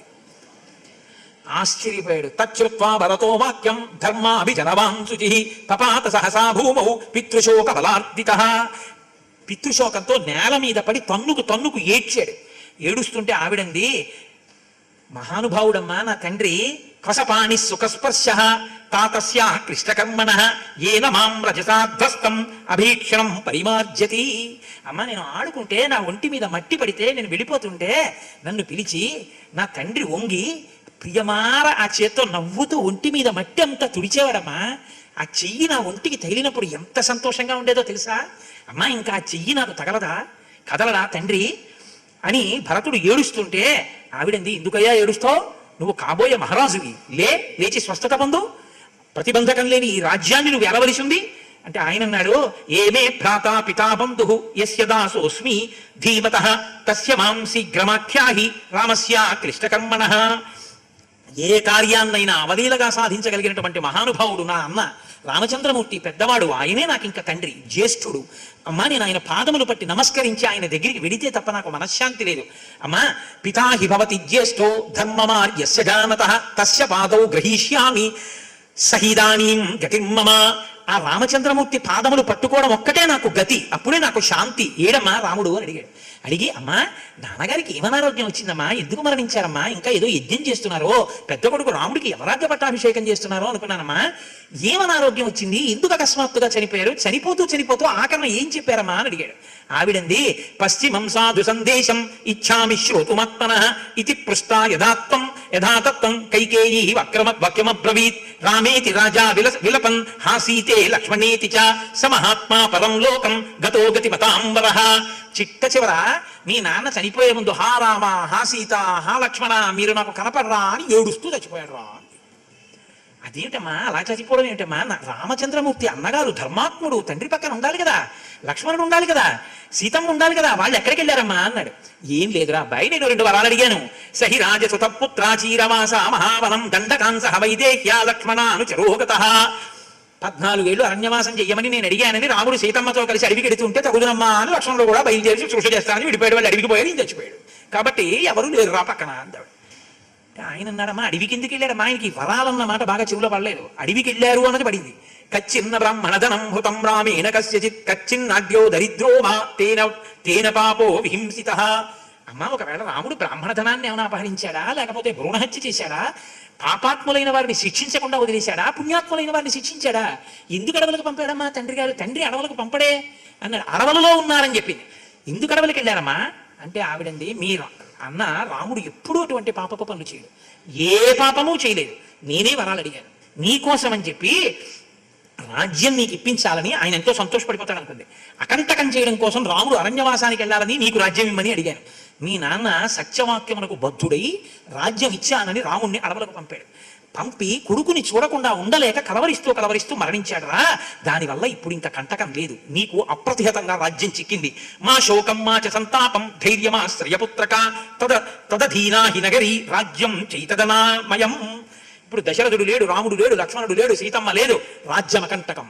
హాయిగా భరత నువ్వు ఈ రాజ్యాన్ని పరిపాలించు. భరతుడు అన్నాడు, దుఃఖే మే దుఃఖమకరోః వ్రణీక్షార వివాదధాః రాజానం ప్రేత భావస్థం కృత్వా రామంచ తాపసం. తండ్రి చచ్చిపోయాడని నేను ఏడుస్తుంటే నా కోసం రాజ్యం అడిగానని నువ్వు చెప్తున్నావు. అమ్మా నాకు ఇది ఎలా ఉందో తెలుసా, పుండు మీద కారం చల్లినట్టుంది. మృత్యుమాపాదితో రాజా తయామే పాపదర్శిని సుఖం పరిహృతం మోహాత్ కులేస్మిన్ కులపాంసని. తండ్రిని చంపేసినటువంటి అనార్ఘ్యురాలివి నువ్వు, మహాపాపాత్మురాలివి, కులాన్నంతటినీ పాడు చేసిన దానివి. వినాశితో మహారాజ పితామే ధర్మవత్సల కస్మాత్ ప్రవ్రాజితో రామ కస్మాదేవ వనంగతః. తండ్రి మరణించడానికి, రాముడు అరణ్యవాసానికి వెళ్ళడానికి నువ్వొక్కవే కారణమమ్మా. నిన్ను చూస్తేనే నాకు పరమ అసహ్యం వేస్తోంది. కౌసల్యాచ సుమిత్రాచ పుత్రశోక అభిపీడితే దుష్కరం యది జీవేతాం ప్రాప్యత్వాం జననీం మమ. నిన్ను తల్లిలా చూసినటువంటి రాముణ్ణి లక్ష్మణుణ్ణి అడవులకు పంపించి బిడ్డల నుంచి దూరమై ఆ కౌసల్య సుమిత్ర ఏడిచేటట్టు చేశావు కదమ్మా. ఎంత పాపాన్ని కట్టుకున్నావు. తథా జ్యేష్ఠా హిమే మాత కౌసల్య దీర్ఘదర్శిని తయి ధర్మం సమాస్తాయ భగిన్యా వివర్తతే. ఆ కౌసల్య మా తల్లి ఎంత బాధపడుతోందో నిన్ను ధర్మబుద్ధితో సోదరిలా చూసింది. సోదరిలా చూసినందుకు ఆవిడ్ని ఎంత బాధ పెట్టావమ్మా, ఎంత కష్టం తెచ్చిపెట్టావమ్మా. నమే వికాంక్షా జాయేత త్యక్తుత్వాం పాపనిశ్చయాం యది రామస్యనాపేక్ష త్వయిన్యాన్మాం త్రువత్సదా. నిన్ను నేను అసలు ఇప్పుడే ఇక్కడే ఈ క్షణంలోనే విడిచిపెట్టేసి ఉండేదాన్ని. కానీ ఎందుకు నిన్ను నేను ఇంకా గౌరవించి అమ్మా అని అంతఃపురంలో ఉంచవలసి వస్తుందో తెలుసా? ఒక్కటే కారణం, ఇది రామస్యనాపేక్ష తయిస్యాన్ మాతృవత్సదా. రాముడు నిన్ను కూడా కన్న తల్లిలా భావించాడు. నేను నిన్ను బయటికి తోసేస్తే రాముడి తల్లిని తోసేసిన దోషం నాకు అంటుకుంటుంది. అందుకని నిన్ను ఉంచుతున్నాను అంతఃపురంలో. లేకపోతే నువ్వు చెప్పినటువంటి ఈ మాట విన్న ఉత్తర క్షణంలో నిన్ను పైకి తోసేసి ఉండాల్సింది. ఆడపుట్టక పుట్టావు, తల్లివయ్యావు, ఒకరికి భార్యవి, నీకు కష్టం అంటే ఏమిటో తెలియలేదు, అంత క్రోధంతో ప్రవర్తిస్తావా? అన్యదాకిల ధర్మజ్ఞ సురభి సురసమ్మత వహమానౌ దదర్శోర్యాం పుత్రౌ విగత చేతసా. ఒకనకొకప్పుడు కామధేనువు ఆకాశ మార్గంలో వెళ్ళిపోతున్నటువంటి కామధేనువు కిందకి చూసింది. ఒక పూటంతా పొలం దున్నాయి రెండెద్దులు. ఇంత కష్టపడి పొలం దున్నినటువంటి రెండెద్దులు ఇంకా దున్నలేక క్లేశపడి నడవలేక బాధపడి కిందకి కాళ్ళు ఉంచితే రైతు తోక మిలిపెట్టి నడ్డి మీద కొట్టాడు. కొడితే ఆ బాధ చూసి నా వంశంలో పుట్టినటువంటి పుత్రులు ఈ ఎద్దులు, వీటి రైతు ఇంత బాధ పెడతాడా అని కామధేను ఏడ్చింది. ఆ కామధేనువు కన్నుల వెంట పడినటువంటి కన్నీటి బిందువులు కింద పెడుతున్నటువంటి ఇంద్రుడి మీద పడ్డాయి. అత్యంత సువాసనతో ఉన్న ఆ నీటి బిందువుల్ని చూసి పైకి చూశాడు. కామధేనువు కనపడింది. కామధేనువా నువ్వేడుస్తున్నావు ఎందుకు అని అడిగాడు. నా సమస్త అవయవములలోంచి పుట్టినవారయ్యా బిడ్డలంటే, అన్ని అవయవములలోని తేజస్సు నుంచి పుట్టినవాళ్ళు, ప్రత్యేకించి కొడుకు హృదయము నుంచి కూడా చైతన్యము కదిలితే పుట్టినవాడు. అటువంటి నా బిడ్డలు లోకంలో భూమి మీద ఎంత కష్టపడుతున్నారో చూడు అని కామధేను వీక్షింది. అప్పుడు ఇంద్రుడు అనుకున్నాడు ముక్కున వేలేసుకుని, యస్యాహ పుత్ర సహస్రైస్తు కృత్స్నం వ్యాప్యమిదం జగత్ తాన్ దృష్ట్వా రుదతీం శక్రో నసుతాన్ మన్యతే పరం. ఓహో, ఇన్ని వేల దూడలున్నాయి ఈ కామధేనువుకి. ఈ భూమి మీద ఉన్న ఇన్ని ఆవులు దూడలు ఎద్దులు దూడలు దాని బిడ్డలే. ఇంతమంది బిడ్డలున్నా 2 బిడ్డలకి కష్టం వస్తే కామధేనువు తట్టుకోలేకపోయింది. ఇది కదా పుత్రప్రేమ అంటే అని నేను అనుకున్నాను అని ఇంద్రుడు అనుకున్నాడు ఆ రోజున. అమ్మా, అన్ని వేల దూడలు ఆవులు ఉన్నటువంటి కామధేనువు 2 బిడ్డలు కష్టపడితే ఏడిచిందే. లేక లేక లేక లేక అశ్వమేధయాగం చేసి అంత కష్టపడి అన్ని పూజలు అన్ని నోములు నోస్తే పుట్టిన సుగుణాభిరాముడమ్మా నా అన్న కౌసల్యకి ఒక్కగానొక్క కొడుకు. 14 సంవత్సరములు అడవికి వెళ్ళిపోమన్నావే, నారచీర కట్టుకుని వెళ్ళిపోమన్నావే. అసలు ఎండకన్నెరుగని నా తల్లి నా వదిన సీతమ్మ వెళ్ళిపోయిందే. మా అమ్మ కౌసల్య ఎంత బాధపడుంటుందమ్మా. నువ్వు మనిషివా పశువువా? ఎలా పంపించావమ్మా ఇలాగా? పైగా వరాలు కోరానని చెప్తున్నావా? ఇప్పుడు ఈ కల్మషం కడుక్కోవడానికి నేను ఎంత బాధపడాలమ్మా? నీకు ప్రాయశ్చిత్తం ఒక్కటే. ఏ రాముడు అరణ్యంలో ఉండాలి తాపసిగా అని వరం అడిగావో ఆ రాముడి స్థానంలో నేను వెళ్ళిపోతాను తాపసిగా. నరచీరలు కట్టుకెళ్ళిపోతాను. ఈ రాజ్యం అన్నది నాకు అక్కర్లేదు, ఇది మా అమ్మగారిది. ఇక్కడ ఈ వంశంలో జ్యేష్ఠపుత్రుడికే రాజ్యం. అమ్మా, నేను రాజ్యం పుచ్చుకోను. నువ్వు ఏడుస్తూ రాజ్యం నాకు దక్కకుండా నేను అరణ్యంలో ఉంటే నువ్వు అంతఃపురంలో ఉండి చూడాలి. రాముడు రాజ్యం చేస్తాడు, నేను ఉండను. సాత్వమగ్నిం ప్రవిశవా స్వయం వా దండకాన్విష రజ్జుం బధాననా వాకంఠే సహితేన్యత్పరాయణం నహితేన్యత్పరాయణం. నా అంత నిన్ను చంపడానికి చేతులు రావట్లేదు. ఇంకా బతకాలని కోరిక పెట్టుకోకు. ఇంత ఘోరమైన పని చేసి నీ ముఖం ఎవరికి చూపించకు. నీ అంత నువ్వు స్వాత్వమగ్నిం ప్రవిశవా, అగ్నిహోత్రంలో దూకి చచ్చిపో. లేకపోతే దండకారణ్యానికి నువ్వు వెళ్ళిపో. లేకపోతే కంఠానికి ఉరితాడు పోసుకుని చచ్చిపో తప్ప ఇక నువ్వు బతికుండద్దు. ఎందుకంటే నీకు ఆ అవకాశం పోయింది. నువ్వు అంత ఘోరమైనటువంటి అన్యాయం చేసేసావు అని నా తల్లి కౌసల్య ఎంత బాధపడుతోందో. రాముడు విడిపోయి ఇప్పటికి ఇన్ని రోజులు అయిపోయింది అని పరుగున కౌసల్యా మందిరానికి ఎడుతున్నాడు. భరతుడు వేస్తున్న కేకలు వినపడ్డాయి కౌసల్యకి.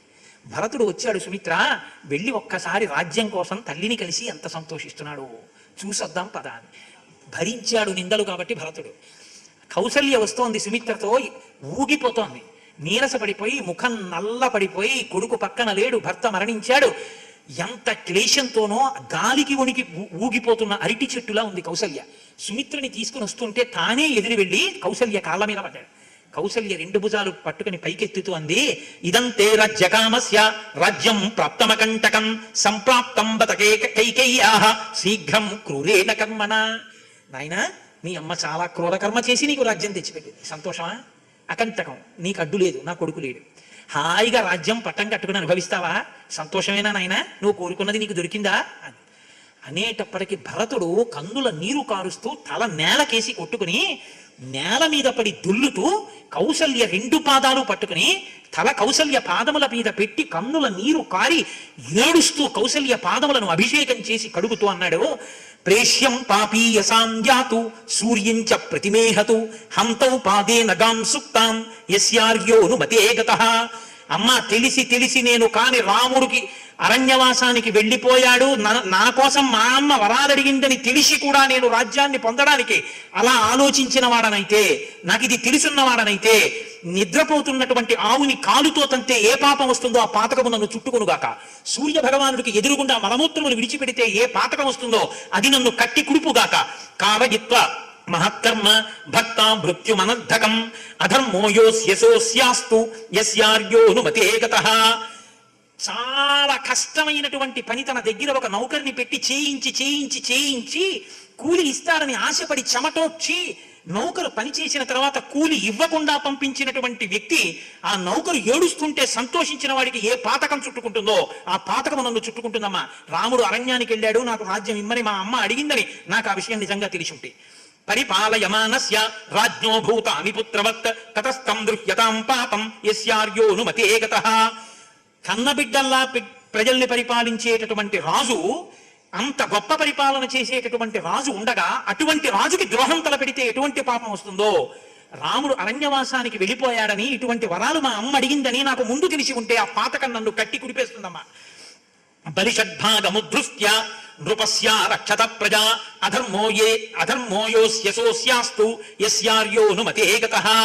అమ్మా, 6వ భాగం పన్ను రాజు ప్రజల దగ్గర పుచ్చుకొని ప్రజల క్షేమం చూడని వాడికి ఎటువంటి పాపం వస్తుందో నాకు తెలిసి రాముడు అరణ్యవాసానికి వెళ్ళుంటే, నేను రాజ్యం కోరుకుంటే నాకు ఆ పాపం కట్టి కుడిపేస్తుంది, నాకు వస్తుంది. అమ్మా, కాదు కాదు, ఉపవాసాది వ్రతములు పాటించి చాలా కష్టపడి మంత్రభాగం చదివి యజ్ఞయాగాది క్రతువులను పూర్తి చేసిన తరువాత ఆ యజమాని దక్షిణ ఇవ్వకుండా బ్రాహ్మణుల్ని పంపించేస్తే బాధపడుతూ ఆ బ్రాహ్మణులు వెళ్ళిపోతే ఆ యజమానికి ఎటువంటి మహాపాతకం తగులుతుందో అటువంటి పాతకం నాకు వస్తుందమ్మా.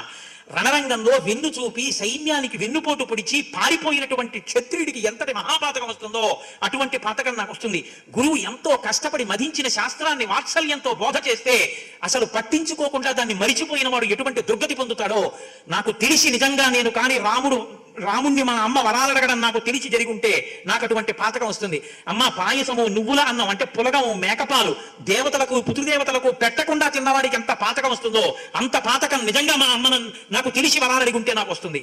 అమ్మ, వీడు ఈ రహస్యాన్ని దాస్తాడు అని నమ్మి మిత్రుడైన వాడు ఒక రహస్యాన్ని చెప్తే ఆ రహస్యాన్ని బట్టబయలు చేసి లోకనిందకి మిత్రుడు కారణమయ్యేటట్టుగా మిత్రద్రోహం చేసినటువంటి వ్యక్తికి ఏ పాతకం వస్తుందో నాకు తెలిసి మా అమ్మ వరాలడిగితే నాకు ఆ పాతకం వస్తుంది.